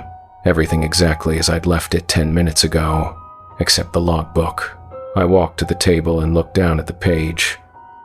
There, in my handwriting, was an entry dated today, December 14th, time-stamped 3 hours ago, which would have been 9 a.m., before I'd even left Buffalo. The entry read, "Arrived at Powder River Station to investigate missed radio checks.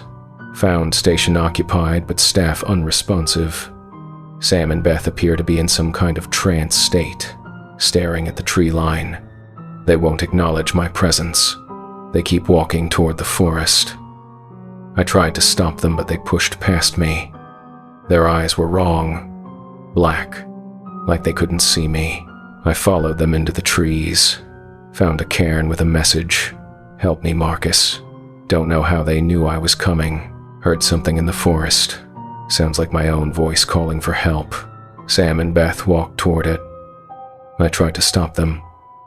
They disappeared. Not gradually. Just gone. One step they were there. Next step they weren't. Something is still out there. I can hear it moving. It's learning my voice, my patterns. It called on the radio using my exact speech patterns. Dennis thinks I'm in 2 places at once. If you're reading this, don't trust voices. Don't trust familiar sounds. Don't trust your own handwriting. It can mimic anything. It's been watching the station for days, maybe weeks. Learning. Waiting. I'm going back outside to look for Sam and Beth. If I don't come back, burn this station to the ground. It's compromised. The thing uses it as a trap. It calls for help and we come running. That's what it wants. The entry ended there. My signature at the bottom. My handwriting. Except I hadn't written any of it. I was staring at a log entry describing events that hadn't happened yet, but were happening now, or had already happened in some version of events I was living through for the second time. My hands started shaking. I grabbed my radio. "Dennis, I need you to listen very carefully. Do not send backup. Do not come to this station. Something is very wrong here." Static. Then Dennis's voice. But wrong. Too even. Too calm. "Marcus, I need you to stay at the station. Help is on the way. Sam and Beth will be fine. Just wait there." "Dennis, that's not protocol. You wouldn't tell me to wait. You'd tell me to extract and establish a perimeter. Everything is fine, Marcus.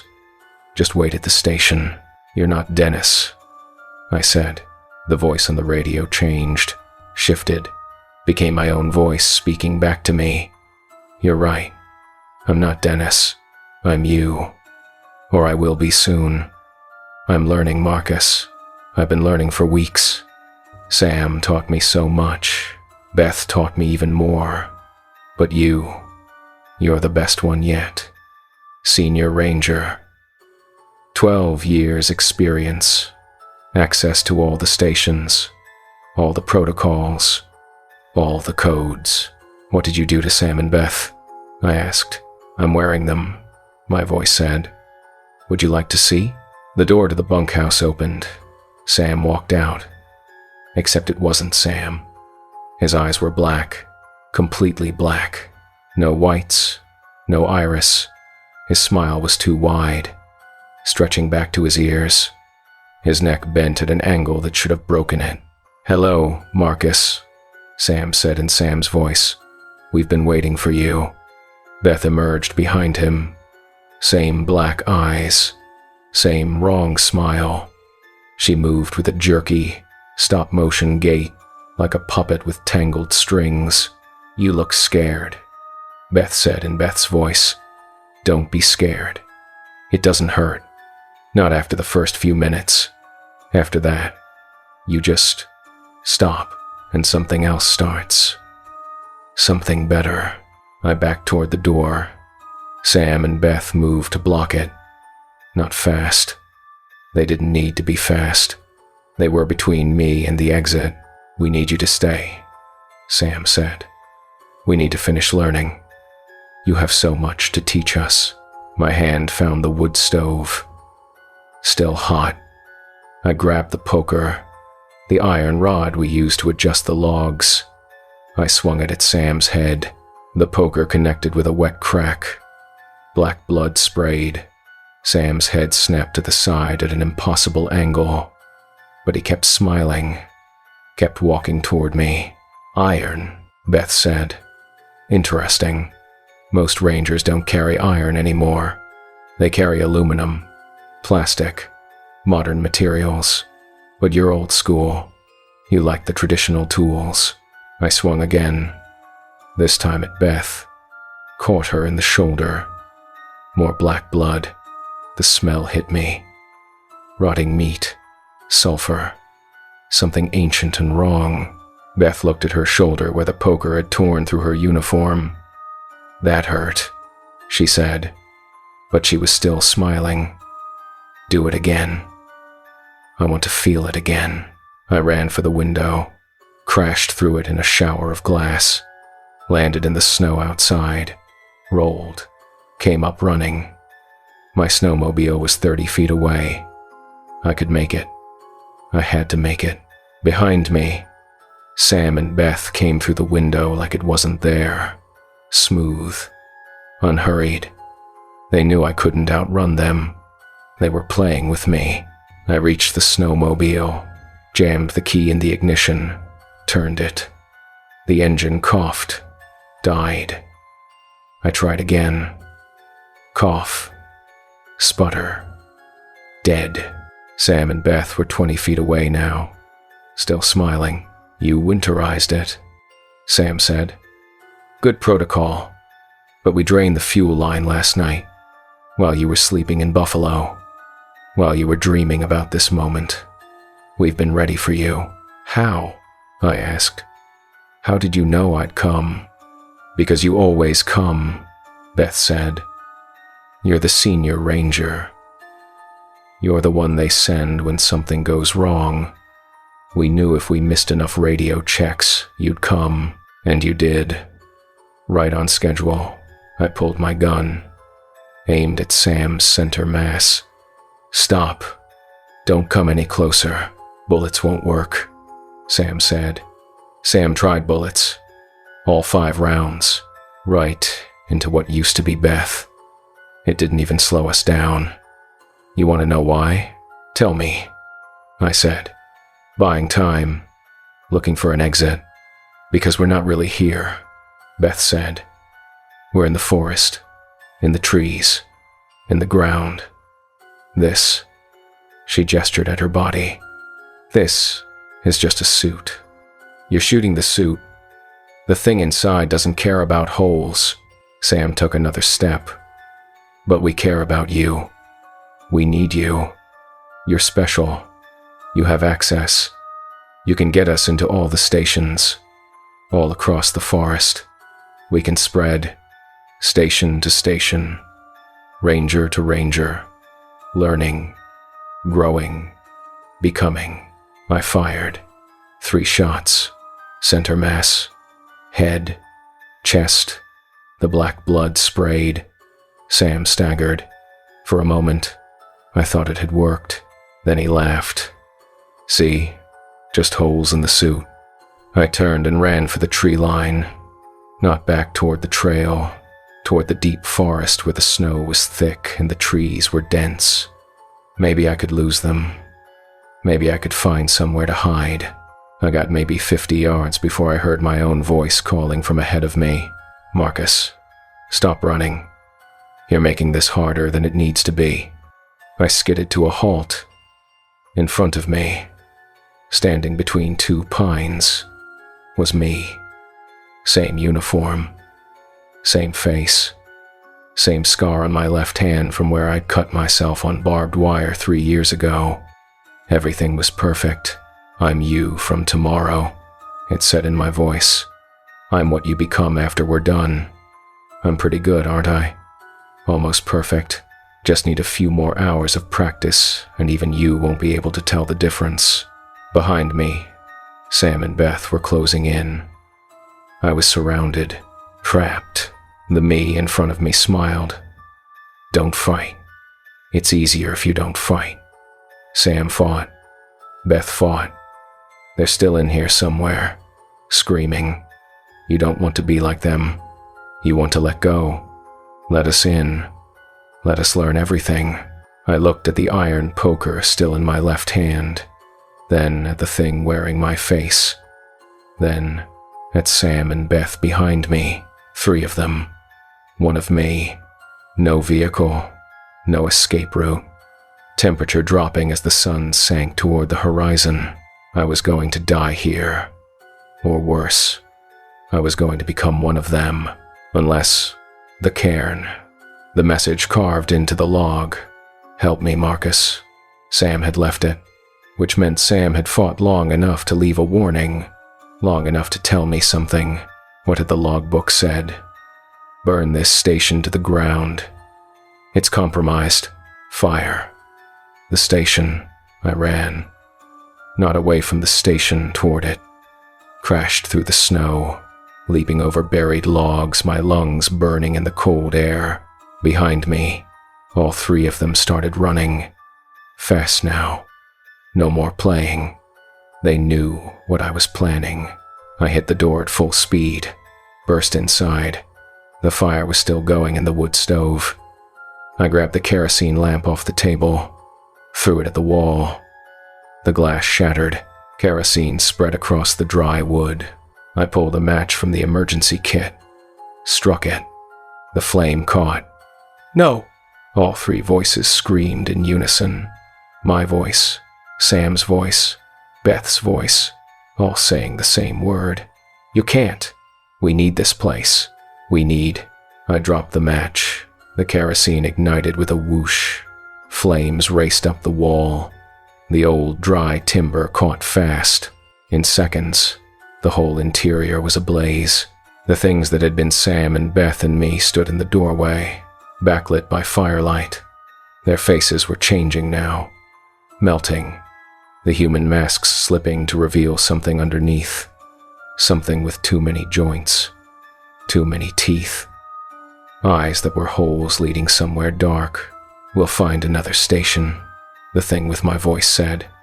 We'll find another you. There are so many rangers, so many stations. We have time.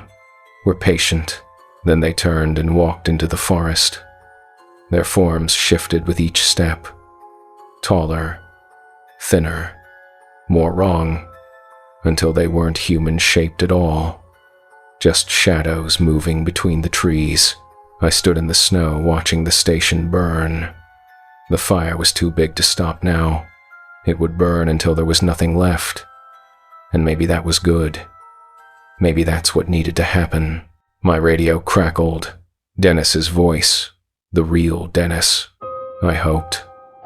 Marcus, I just got a transmission from you saying the station is on fire. Please tell me that wasn't you. It was me, I said. I burned it. Silence. You want to explain why? Because it needed to burn, I said. Because something was using it as a trap, using it to lure rangers in. Sam and Beth are gone, Dennis. They're not coming back, and if I hadn't burned it, I'd be gone too. Marcus, you're not making sense. I'll explain when I get back, I said. But I need you to do something for me. Check the remote stations. All of them. Any that have missed radio checks in the last 6 months. Any reports of unusual activity. Rangers acting strange. Anything out of pattern. What am I looking for? I don't know, I said. But if you find it, don't send anyone alone. And make sure they carry iron. The fire burned through the night. I sat in the snow at a safe distance, watching, making sure it burned completely. Backup arrived around midnight, 2 rangers and a sheriff's deputy. They found me sitting there, covered in soot and snow, staring at the embers. They asked questions I couldn't answer. They documented the scene. They searched the perimeter for Sam and Beth. Found nothing. No tracks. No blood. No bodies. Just my boot prints in the snow and the ashes of the station. The official report said equipment malfunction caused a fire. Said Sam and Beth's disappearance was under investigation. Said I'd done everything by the book trying to find them. The unofficial report, the one I wrote and locked in my desk, said something else. I don't work roving assignments anymore. I requested a transfer to a district with no remote stations. Somewhere with people around.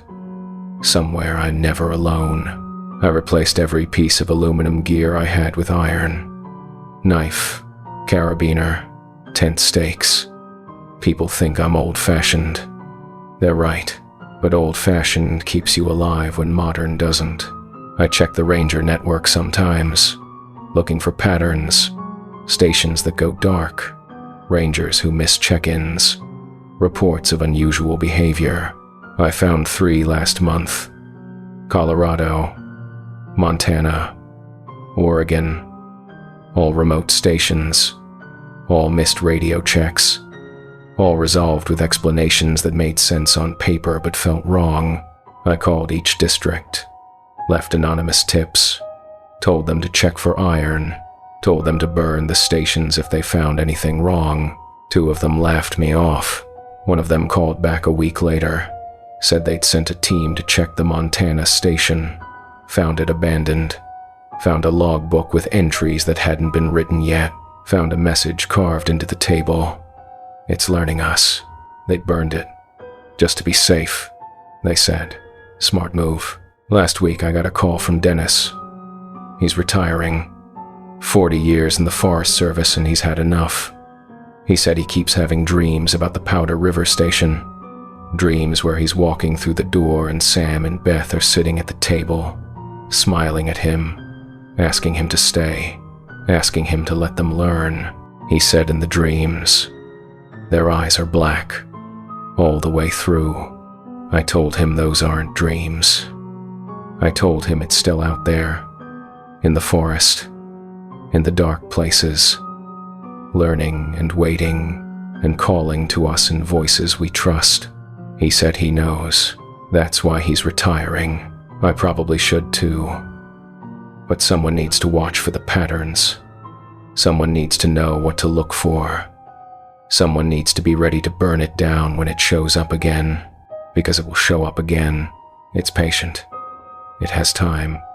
And it's getting better at pretending to be us. If you work in the backcountry, if you manage remote facilities, if you respond to missed check-ins, listen carefully. If a station goes dark, if radio checks stop, if someone calls for help but something feels wrong about the voice or the phrasing or the timing, be careful. Be very careful. Don't trust familiar handwriting. Don't trust logs that describe the future. Don't trust voices that know more than they should. Carry iron, not aluminum, not plastic. Iron. The old superstitions exist for a reason, and if you get to a station and everything looks normal but nobody's there, if you find messages you didn't write, if you hear your own voice calling from the forest, leave. Don't investigate. Don't try to help. Just leave. Some things in the wilderness have learned our protocols. They know we respond to distress calls. They know we investigate missing persons. They know we never leave anyone behind. They're using our training against us. Stay safe. Check in regularly. Never go alone. And if something doesn't feel right, trust that feeling. It might be the only thing that keeps you from becoming another missing persons report that gets filed away and forgotten. Hit that like button if you're still with me. Subscribe because I've got more stories about things that walk these forests wearing faces they shouldn't have. Drop a comment if you've ever been to a place that felt wrong even though you couldn't explain why. And remember, the wilderness isn't empty. It's full of things that are learning to be us. Stay vigilant out there. I watched myself die on the trail camera footage, watched something wearing my ranger uniform drag my body into the underbrush while I screamed in my own voice.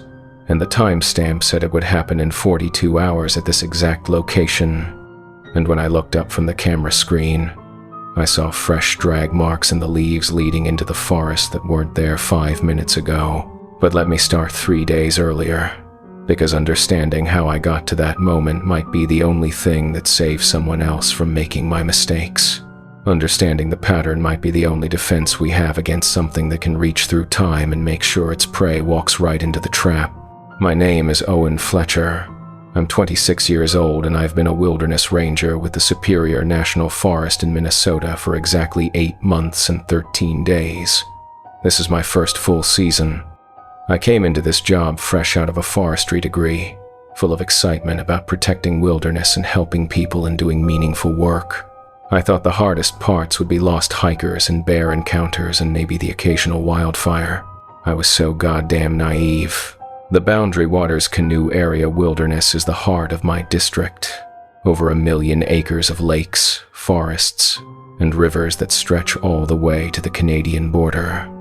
It's some of the most pristine wilderness left in the lower 48. It's also remote enough that cell service is a fantasy and the nearest hospital is 2 hours away, even if you're on a paved road, which you usually aren't. We use trail cameras to monitor wildlife and track illegal activity. They're motion-activated, weatherproof, and they store weeks of footage on SD cards that we collect every month. It's boring work most of the time. You hike to each camera location, swap the card, check the battery, adjust the angle if a branch has fallen, and move on to the next one. You spend more time looking at pictures of deer asses and curious raccoons than anything interesting. October 23rd, 2023, Wednesday.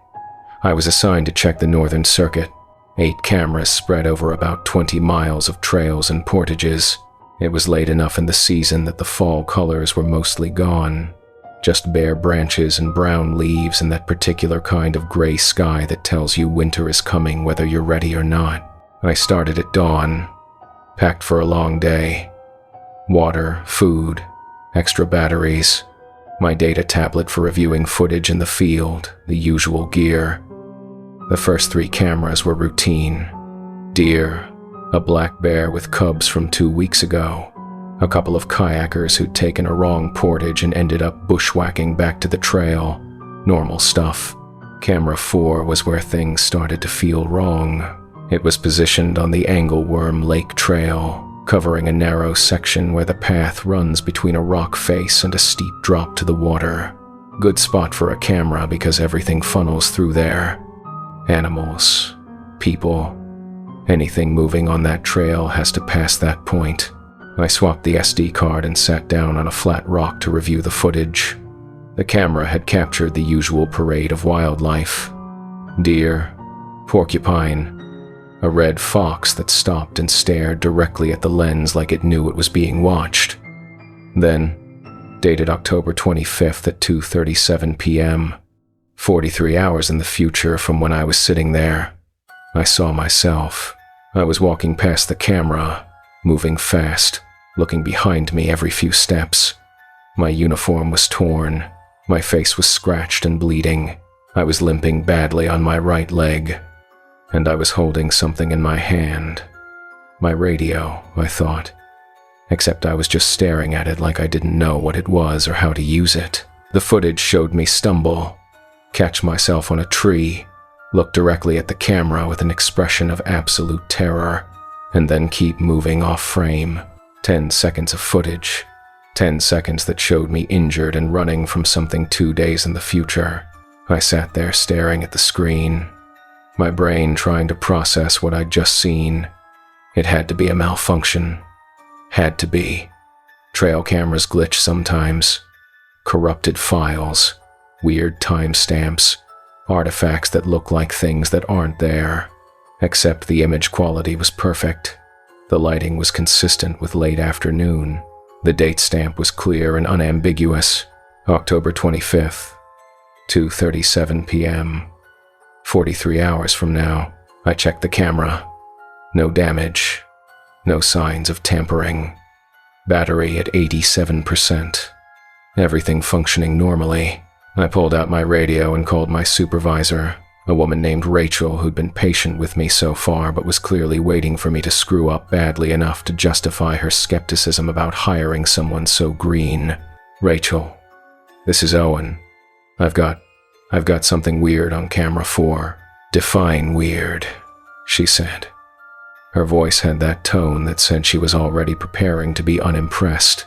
The footage shows me walking past the camera. Injured. 2 days from now. Long silence. Say that again.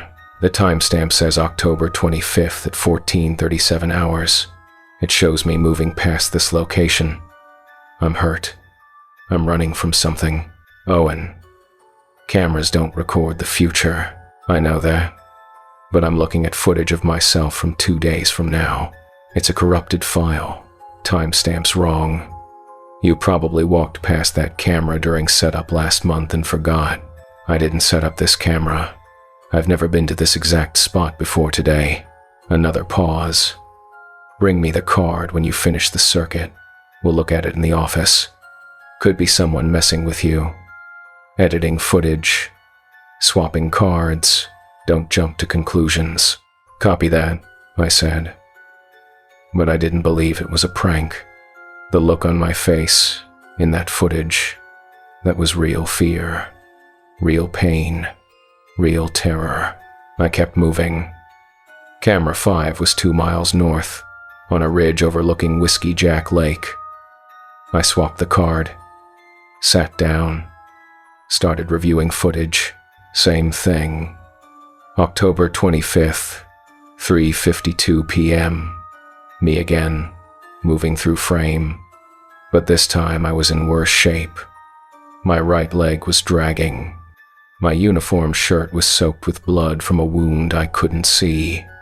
I was holding a stick in one hand like a weapon, whipping around at sounds I couldn't hear on the silent footage. This version of me looked like I'd been running for hours. I looked exhausted, desperate. I looked like prey. The footage showed me collapse against a tree, slide down to sitting, and pull out my radio. I saw my lips moving, calling for help probably. Then I looked up sharply at something off camera and scrambled to my feet, nearly falling, and limped out of frame as fast as I could move. 15 seconds that time. 15 seconds of a future I hadn't lived yet. My hands were shaking now. I tried calling Rachel again but got no response. Too much terrain between us. I was on my own. I had 3 cameras left to check. Part of me wanted to turn around, hike back to the trailhead, tell Rachel I felt sick and needed to abort the circuit. But another part of me, the part that had spent my whole life being told I was too cautious, too nervous, too afraid of my own shadow, that part said this was a test. This was hazing. Someone was absolutely messing with me, and if I failed to complete the circuit, I'd never hear the end of it. So I kept going. Camera 6. Different trail. Different angle. October 25th. 6:18 p.m. Just after sunset. This time, the footage was harder to watch. I was on the ground, crawling. My right leg wasn't working at all anymore.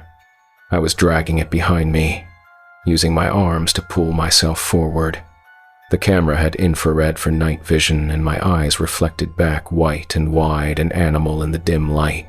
Behind me, barely in frame, something else was moving. Something tall. Something that moved wrong. Joints bending in places joints shouldn't bend. I couldn't see it clearly. Just a shape in the darkness, matching my pace, staying just far enough back that the camera couldn't get a clear image. I watched myself crawl for 23 seconds before I disappeared off the left side of the frame. The shape followed 2 seconds later, I ejected the card so fast I nearly dropped it. My breath was coming too quick. I could feel panic rising in my chest like cold water. This wasn't a prank. This wasn't a corrupted file. This was something else. Something impossible. Something that knew exactly where I was going to be and exactly when I was going to be there. I pulled up my map. 2 cameras left. 7 and 8. 7 was a mile ahead on this same trail. 8 was on a completely different heading, 3 miles southeast, on my exit route back to the trailhead. I didn't want to check camera 7. Every instinct I had said, turn around right now. Get out of the woods. Don't look at any more footage showing your own death. But I needed to know. I needed to see how this ended. Or maybe I just couldn't stop myself from looking. Like seeing a car accident and not being able to turn away. I hiked to camera 7 in the fading light, moving fast, checking behind me every few steps. The forest felt different now. Heavier. Like the air had thickened. Like something was watching from just beyond the trees. Camera 7 was positioned at the intersection of 2 trails. Wide coverage. The good visibility. I swapped the card with hands that wouldn't stop shaking. Sat down. Pulled up the footage. October 25th, 8:43 p.m. Full dark. The infrared showed the trail junction clearly. And there I was, lying on my back in the middle of the intersection. Not moving. Not crawling. Just lying there with my eyes open, staring at the sky. At first I thought I was dead. But then I saw my chest rise and fall. Shallow breaths. I was alive, but I'd stopped running. Stopped fighting. I'd given up. The thing emerged from the tree line on the left side of frame. Tall, maybe 7 feet. Humanoid, but wrong in every proportion. Arms too long. Legs that bent backward at what should have been the knee. A head that was the right shape but the wrong size. Too narrow. Like someone had put a human skull in a press and squeezed. It walked up to my body slowly, deliberately, bent down, and I saw its face. My face. Not similar. Not kind of like mine. Exactly my face. Every detail perfect except for the eyes. Black. Completely black. No whites. No iris. Just holes that went somewhere I couldn't see. It reached down with those 2 long arms and grabbed me by the ankles. Started dragging me toward the forest. And that's when the me on the ground started screaming. Screaming in my voice. Screaming words I could read on my lips even without sound. Please no, please somebody help me, please. The thing dragged me into the underbrush and out of frame. The screaming continued for another 8 seconds, getting fainter, and then it cut off abruptly. The footage timestamp showed the incident lasting 1 minute and 47 seconds. Then the camera went back to normal operation. Empty trail. No bodies. No evidence anything had happened. I sat there staring at the screen for I don't know how long. The sun was setting. The temperature was dropping, and I'd just watched something wearing my face drag me into the woods to die in about 36 hours. When I could finally move again, I stood up and started walking. Not toward camera 8. Toward the trailhead. Toward people and light. And safety. I didn't run. Running would make noise. Running would attract attention. I walked fast and quiet and kept my hand on the bear spray even though I knew it wouldn't do any good against something that could reach through time. I made it maybe half a mile before I saw the first marker. It was subtle. Easy to miss if you weren't looking for it. 3 stones stacked on a stump. Balanced perfectly. The top stone was still rocking slightly like someone had just placed it. I stopped. Looked around. The forest was quiet. Too quiet. No birds. No squirrels. Nothing. I kept walking. Found another marker 50 yards later. This time it was a broken branch, driven into the ground, pointing back the way I'd come, like an arrow saying, wrong way, then another, then another. each one getting more obvious, more insistent, each one telling me to turn around, to go back, to return to the trail where camera 7 waited. I ignored them, kept moving toward the trailhead. The sun was almost gone now. My headlamp beam bounced through the trees, making shadows that moved wrong. That's when I heard my own voice calling from behind me. Owen, wait, I need help. My leg. I can't walk. Please. I didn't stop. Didn't turn around. Kept moving. Owen, it's me. It's you. From tomorrow. You have to listen. You have to go back. You have to be at camera 7 tomorrow night. If you're not there, the timeline breaks. If you're not there, something worse happens. Shut up, I said out loud. To myself. To it. To whatever was using my voice. Owen, please. I'm trying to warn you. I'm trying to help. If you don't go back. I started running then. Didn't care about the noise anymore. Just needed to put distance between me and that voice. My voice. Begging myself to walk into a trap. I ran for 10 minutes before I had to stop. Bent over, hands on my knees, gasping. My radio crackled. Owen, this is Rachel. What's your status? I grabbed the radio so fast I nearly dropped it. Rachel, thank God. I'm on my way back. I need you to send someone to meet me. Something's happening out here. Something... Owen. Her voice cut me off. Flat. Even. Wrong. You need to complete the circuit. You have one more camera to check. No. I'm coming in. I'll check it tomorrow with backup. There is no tomorrow if you don't check it tonight. The voice.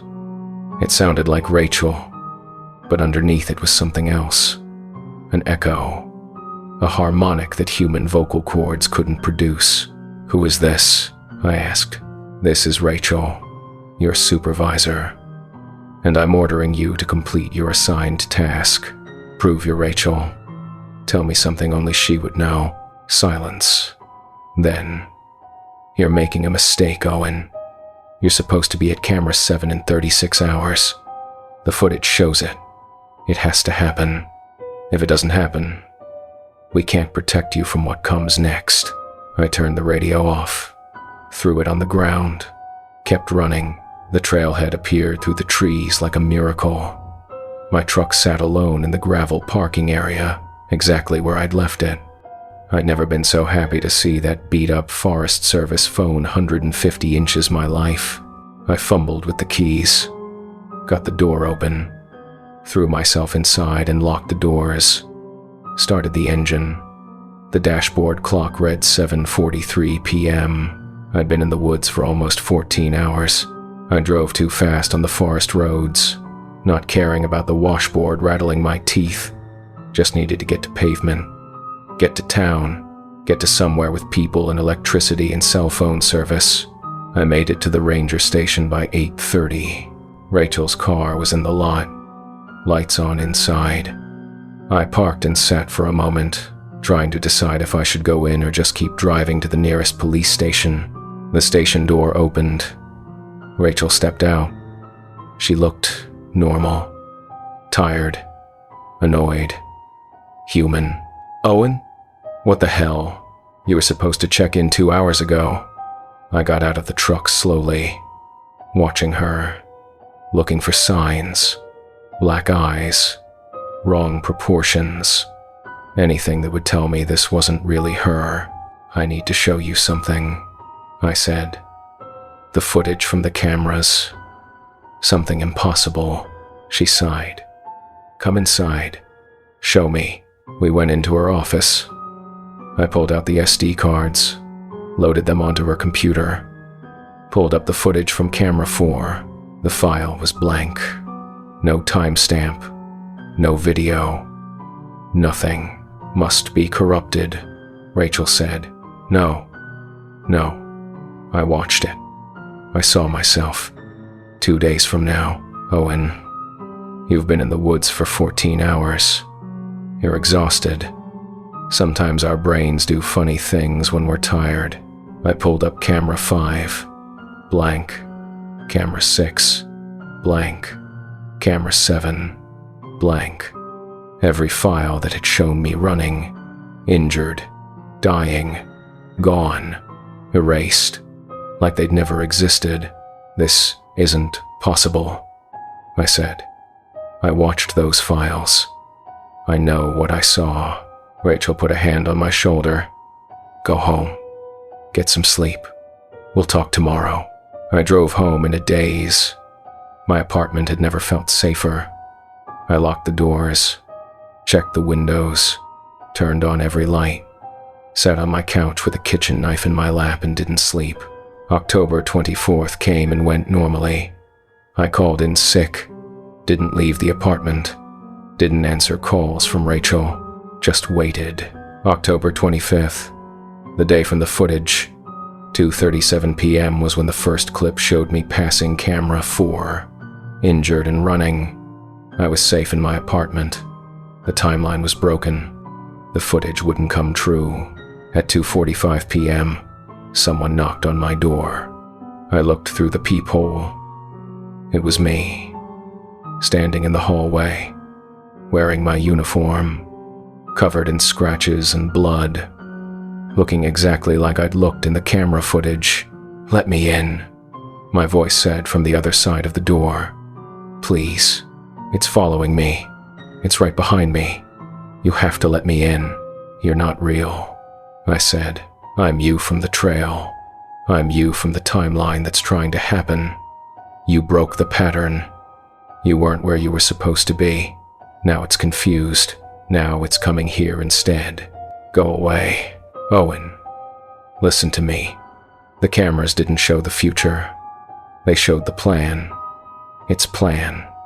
It's been setting this up for weeks. Learning the trails. Learning your route. Placing cameras to document your death. It needs witnesses. It needs proof. It feeds on the fear of knowing you're going to die and not being able to stop it. Then I stopped it, I said. I'm not on the trail. I'm here. You didn't stop anything, my voice said. You just moved the kill zone. It's coming here now, and you don't have cameras to warn you this time. I looked through the peephole again. The hallway was empty. The thing that looked like me was gone. My apartment window shattered. I spun around and there it was. The tall thing from camera 7. The thing with my face in the wrong proportions and the black eyes. It was crawling through my window, impossibly fluid, joints bending in ways that made my stomach turn. I ran for the door, got it open, sprinted down the hallway and down the stairs and out into the parking lot in broad daylight with the thing right behind me, moving so fast I could hear its breath, wet and rattling and wrong. I got to my truck. Keys were still inside from when I'd gotten home last night. I started the engine and floored it out of the parking lot without looking back. In my rearview mirror, I saw it standing in the middle of the road, wearing my face, wearing my uniform, watching me go with those black eyes. I drove to the ranger station. Rachel's car was there. I ran inside, slammed the door behind me. Rachel, call the police. Call someone. There's something. She turned around. Her eyes were black, all the way through. Hello, Owen, she said in her voice with that wrong harmonic underneath. You've been very difficult. Most rangers follow the pattern. Most rangers see the footage and panic and run exactly where we want them to run. But you broke the timeline. You refused to play your part. I backed toward the door. What are you? We're learners, she said. We watch, we study, we document, and then we wear your face, your voice, your memories. We've been doing it for so long, so many rangers, so many stations, but you're the first one who broke the pattern, the first one who didn't die on schedule. Good. I said. Then you failed. No, Rachel said. She smiled with teeth that were too sharp. We adjusted. You'll die today, instead of yesterday. Same result. Different timeline. More interesting this way, honestly. We learned something new. The door behind me opened. The tall thing walked in. The thing with my face. I was trapped between them. You have a choice, Rachel said. You can fight, and we'll kill you here, messy and painful. Or you can come with us into the forest and we'll make it quick. Either way, we get what we need. We get to wear you, learn you, become you. I looked at the tall thing, at my own face staring back at me with those empty eyes, at Rachel who wasn't Rachel anymore. Third option, I said. I pulled the fire alarm. The sprinklers came on immediately. Water everywhere. And then I saw something I'd never expected to see. Both of them recoiled, stepped back, made sounds of distress as the water hit them. Running water. The old stories. The old rules. I didn't wait to see what would happen next. I ran for the back door, crashed through it, and kept running. Behind me, I heard them screaming. Not with human voices anymore. Something else. Something ancient and furious. I ran until I hit the main road, flagged down a car. A tourist couple from Iowa who took one look at me and knew something was very wrong. They drove me to the county sheriff's office. I told them everything. They didn't believe me. Put it down to exhaustion. Stress. Maybe drugs. But they did send deputies to check the ranger station. They found Rachel. The real Rachel. In her office. Dead for at least 3 days based on the coroner's report. Whatever had been wearing her face at the station, it was gone by the time they arrived. I quit the Forest Service that week, moved back to Minneapolis, got a job doing data entry in a climate-controlled office where the biggest danger is carpal tunnel, but I still check trail camera footage sometimes. The public databases, the research archives, looking for patterns. I've found 3 other cases in the last 6 months, different forests, different rangers, all showing the same thing. Footage of people dying days before it happens. Footage that shows the plan. Footage that documents the hunt. Most of them followed the pattern. Most of them died exactly where and when the cameras showed they would. One didn't. A ranger in Oregon who saw herself on camera footage and immediately transferred to a desk job in Portland. Smart.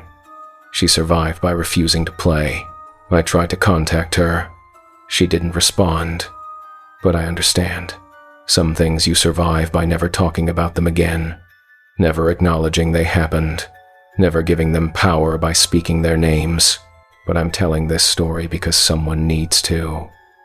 Someone needs to warn the rangers who check those cameras. Someone needs to tell them that if they ever see footage of themselves from the future, if they ever see themselves injured or dying or being hunted, they need to break the pattern.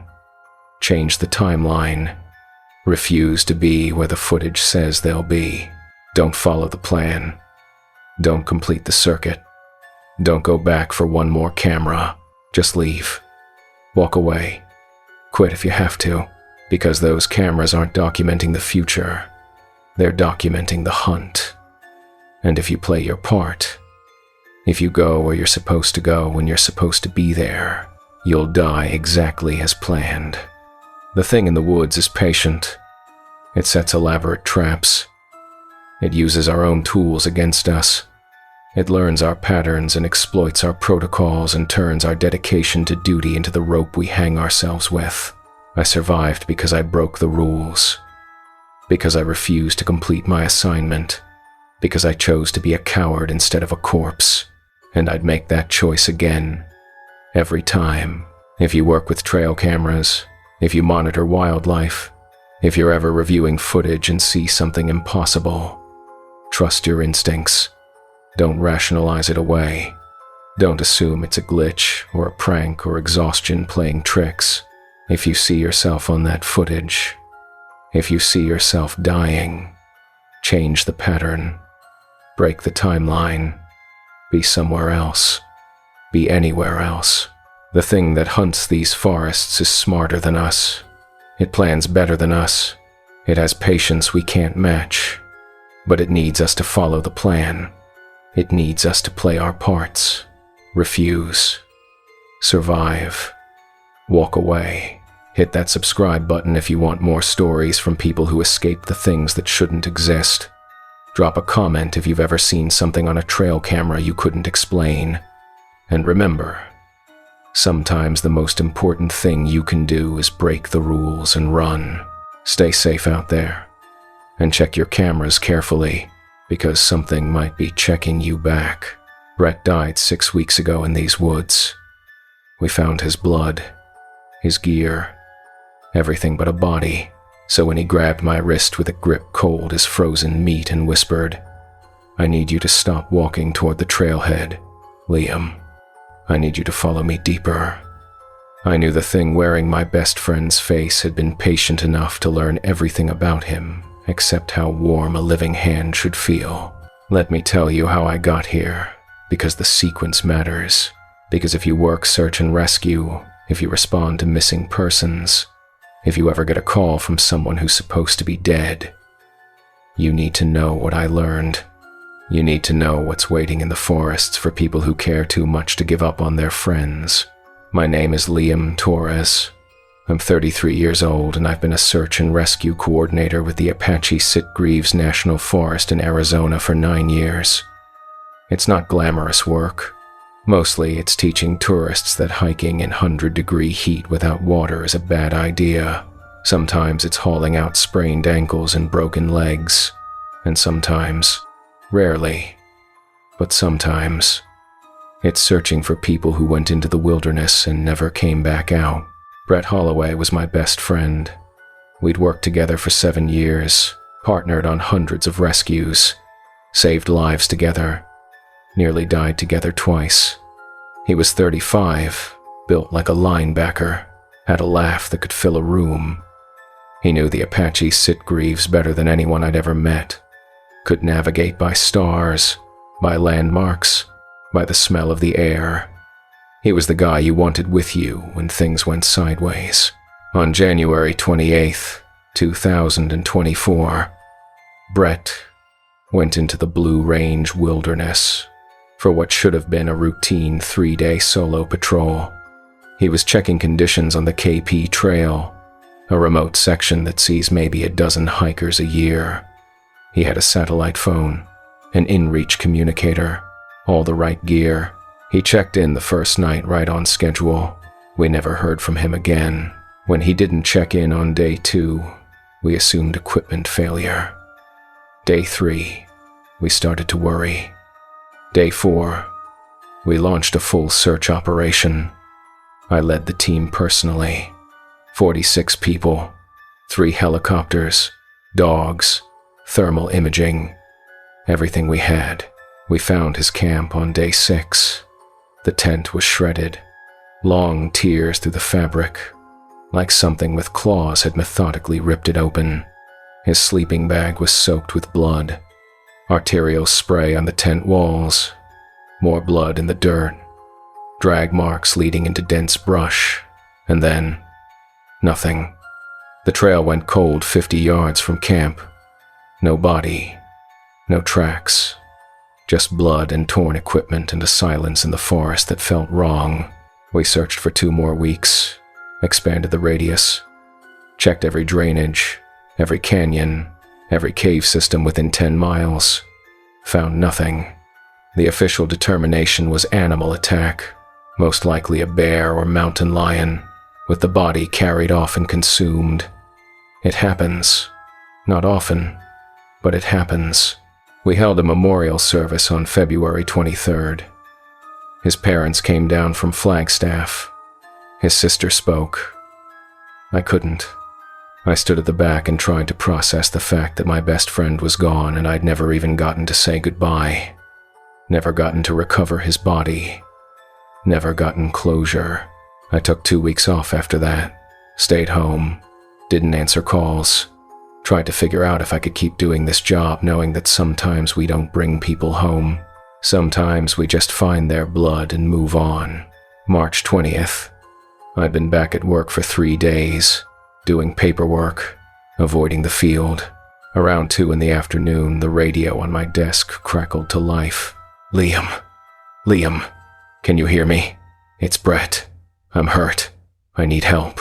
I stared at the radio. That was Brett's voice. Exact timbre. Exact inflection. The way he always said my name with a little upturn at the end, like he was asking a question. I grabbed the mic. Say again? Who is this? It's Brett, man. I don't know where I am. I'm hurt. Please. I need you to come get me. This isn't funny, I said. My voice was shaking. Brett's dead. Whoever this is, I'm not dead, the voice said. I'm alive. I've been. I don't know what happened. I lost time. I woke up yesterday and I've been trying to get signal. Please. Please. You have to believe me. If you're Brett, tell me something only he would know. Pause. Your daughter's name is Emma. She's 8. She wants to be a veterinarian. You and Carla split up when Emma was 3 because you worked too much and Carla said you loved the forest more than your family. Brett was the one who talked you out of quitting, told you Emma needed you to be the kind of man who finishes what he starts. My blood went cold. That was all true. All private. Things I told Brett over beers on a back porch.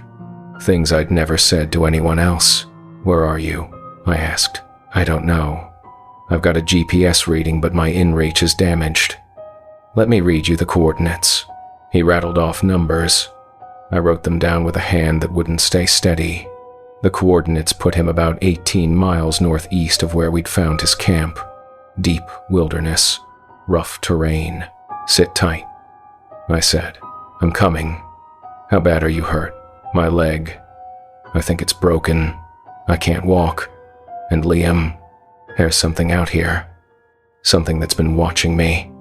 I can hear it at night, moving around my camp. I'm scared.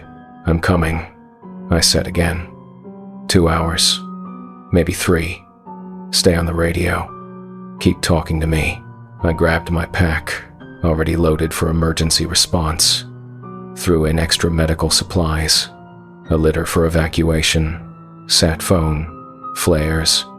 Told the station chief I was responding to a possible survivor from the Holloway case. He looked at me like I was crazy, but he didn't stop me. I made the drive to the trailhead in 40 minutes. Should have taken an hour. Hiked in fast, following my GPS, trying to raise Brett on the radio every 10 minutes. He'd respond sometimes. Weak. Fading in and out.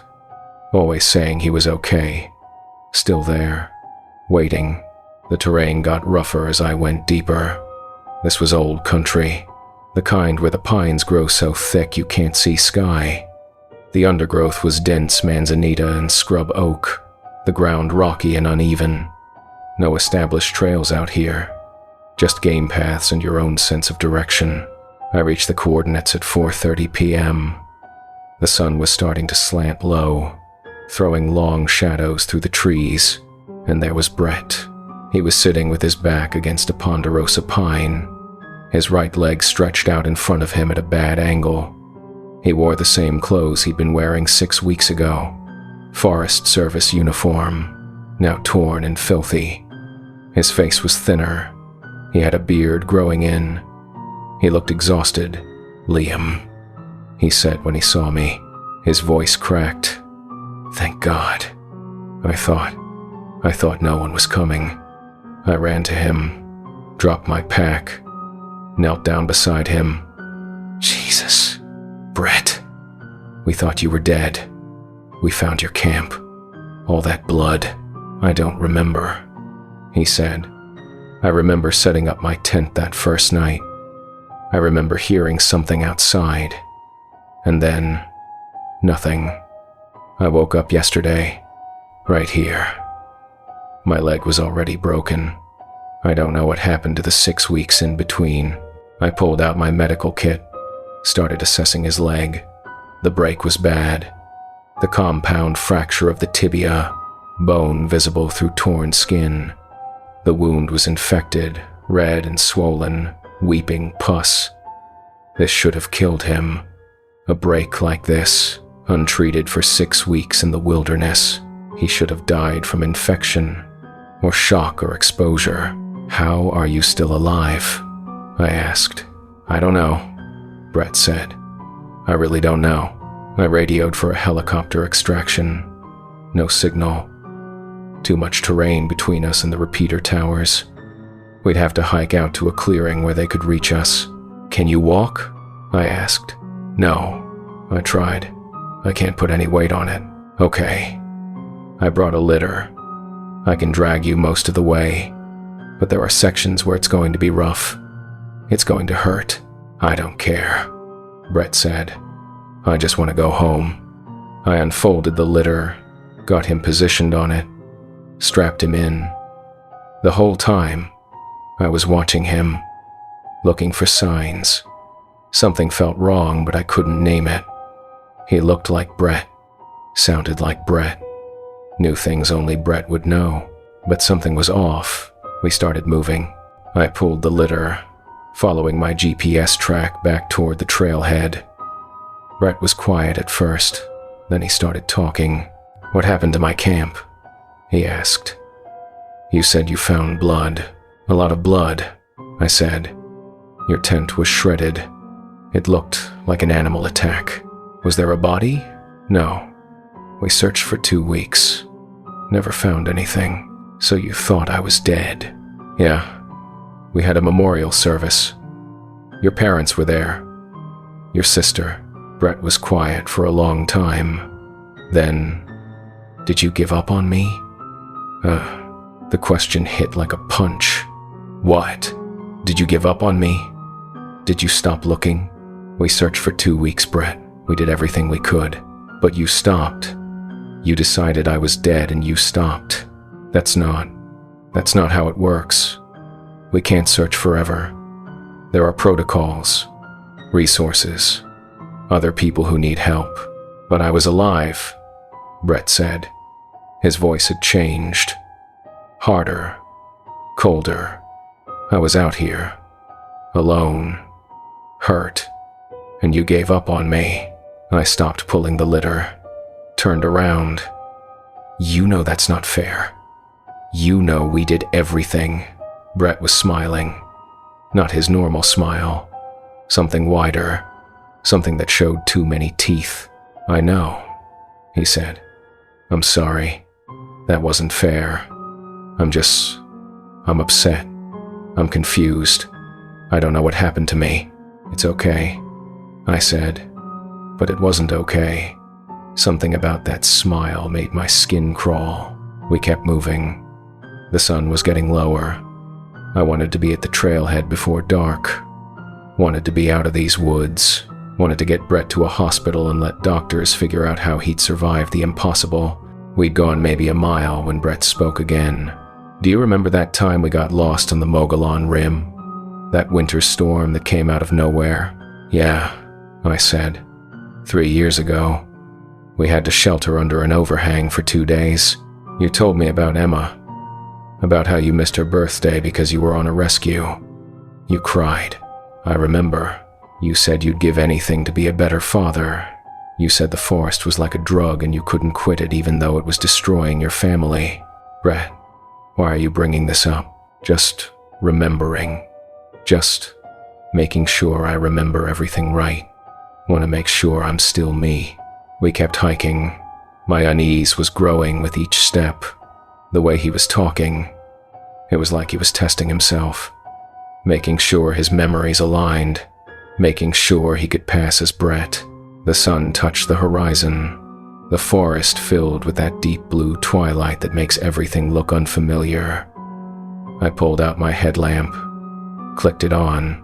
The beam bounced off trees and rocks in Brett's face when I glanced back to check on him. His eyes reflected the light, bright and green, like an animal's. I stopped. Brett, Your eyes. What about them? They're reflecting light. He blinked. Are they? Must be the angle. Keep going. We're losing daylight, but human eyes don't reflect light like that. Not unless there's something wrong with them. Not unless there's something wrong with the person behind them. I kept walking, but my hand went to the bear spray on my hip, just in case, just to have it ready. Liam, Brett said, I need you to do something for me. What?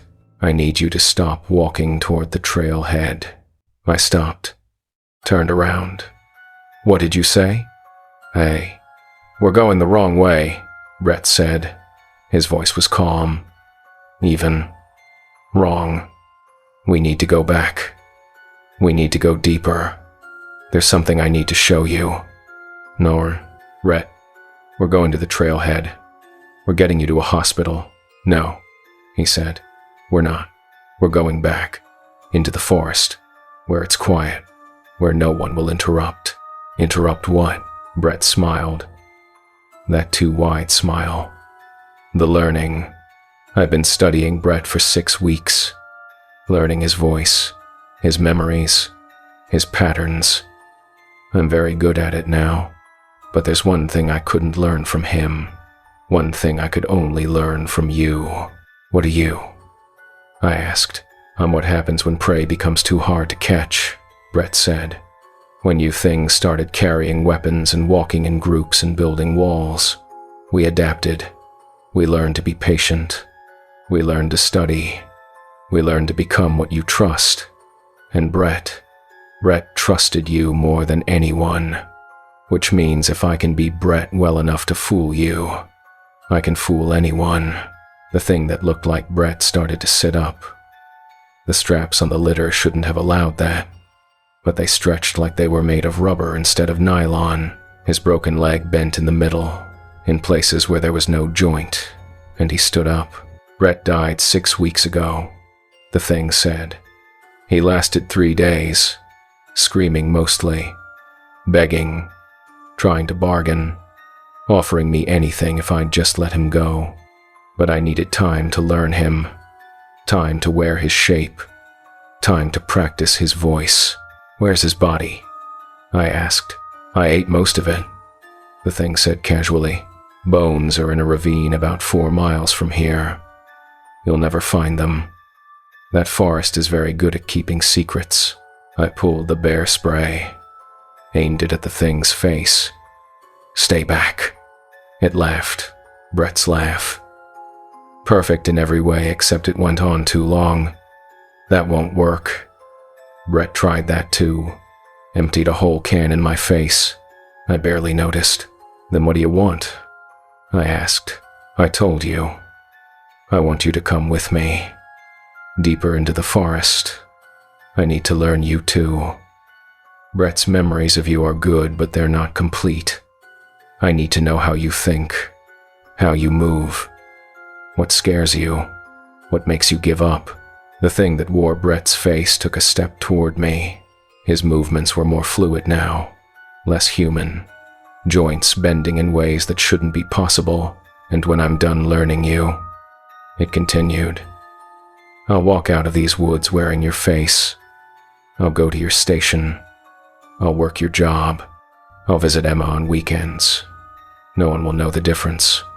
I'll be you, better than you. Because I'll have studied. I sprayed. The orange cloud hit it full in the face. It didn't even blink. Just kept walking toward me, smiling with Brett's smile. I ran, dropped the litter, dropped everything except my pack, and ran as hard as I could through the darkening forest. Behind me, I could hear it following. Not running, walking, because it didn't need to run. It was faster than me, and it knew these woods better than I did. I crashed through manzanita, stumbled over rocks, my headlamp beam bouncing crazily. I didn't know where I was going. Didn't care. Just needed distance. Just needed time to think. Liam, Brett's voice called from behind me. You're making this harder than it needs to be. I'm going to catch you. I'm going to learn you. Fighting just means it takes longer. Just means you suffer more. I kept running. Came to a creek. Splashed through it. Kept going up the far bank. Behind me, the footsteps stopped at the water's edge. Interesting, Brett's voice said. Water. Brett's memories didn't include that weakness. Good to know. But then I heard splashing. It was crossing. Slowly. Reluctantly. But crossing. I ran until my lungs burned and my legs felt like they'd give out.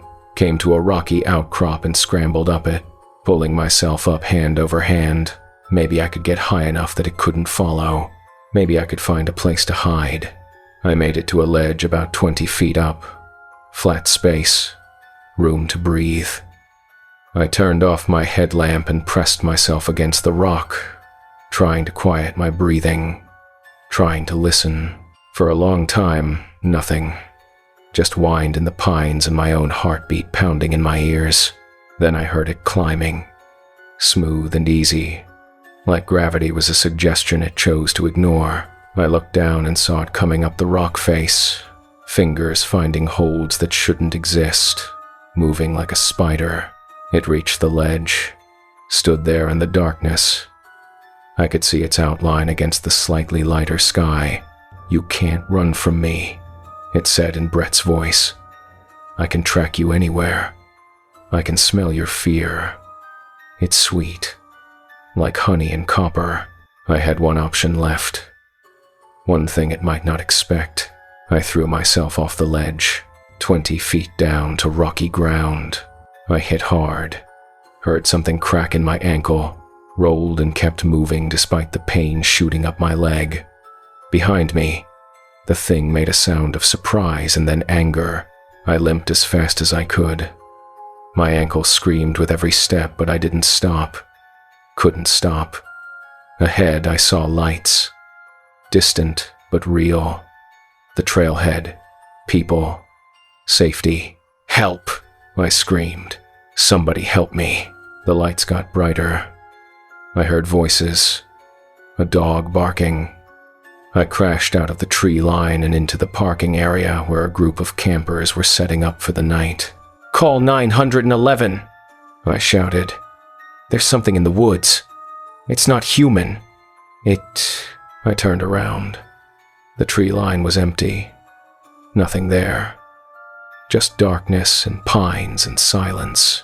The campers stared at me like I was insane.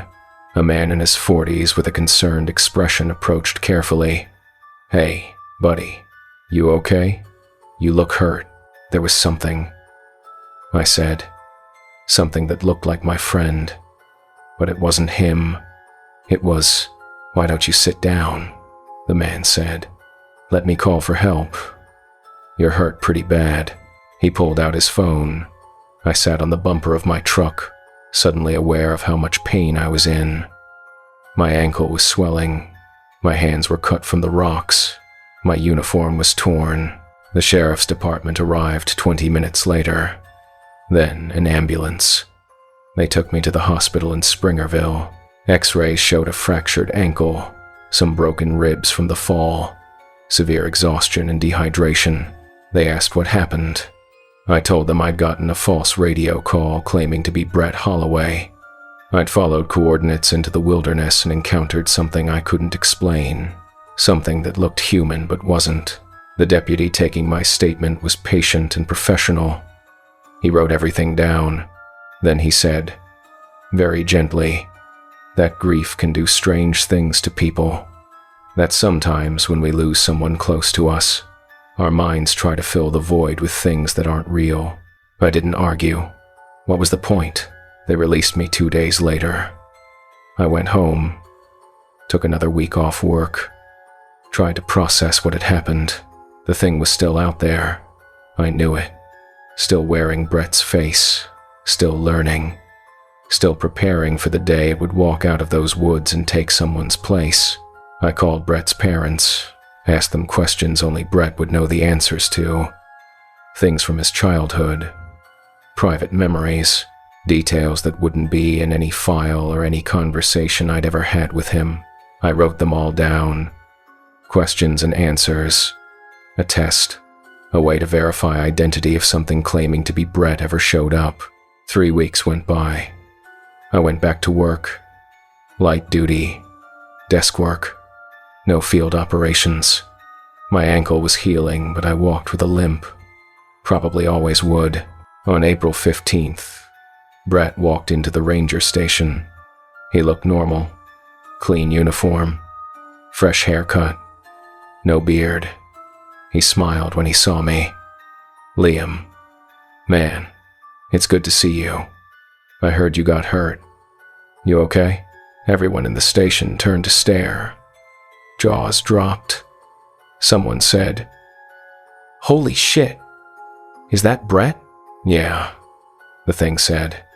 "It's me. Long story. Got turned around in the wilderness. Hit my head. Had some kind of amnesia episode. Wandered for weeks. Finally made my way to a road. Flagged down a truck. Been in the hospital getting checked out. Clean bill of health. Can you believe it?" He walked toward me. Extended his hand for a shake. "Thanks for trying to find me, man. I heard about the search. Heard you led it personally. That means a lot." I didn't take his hand.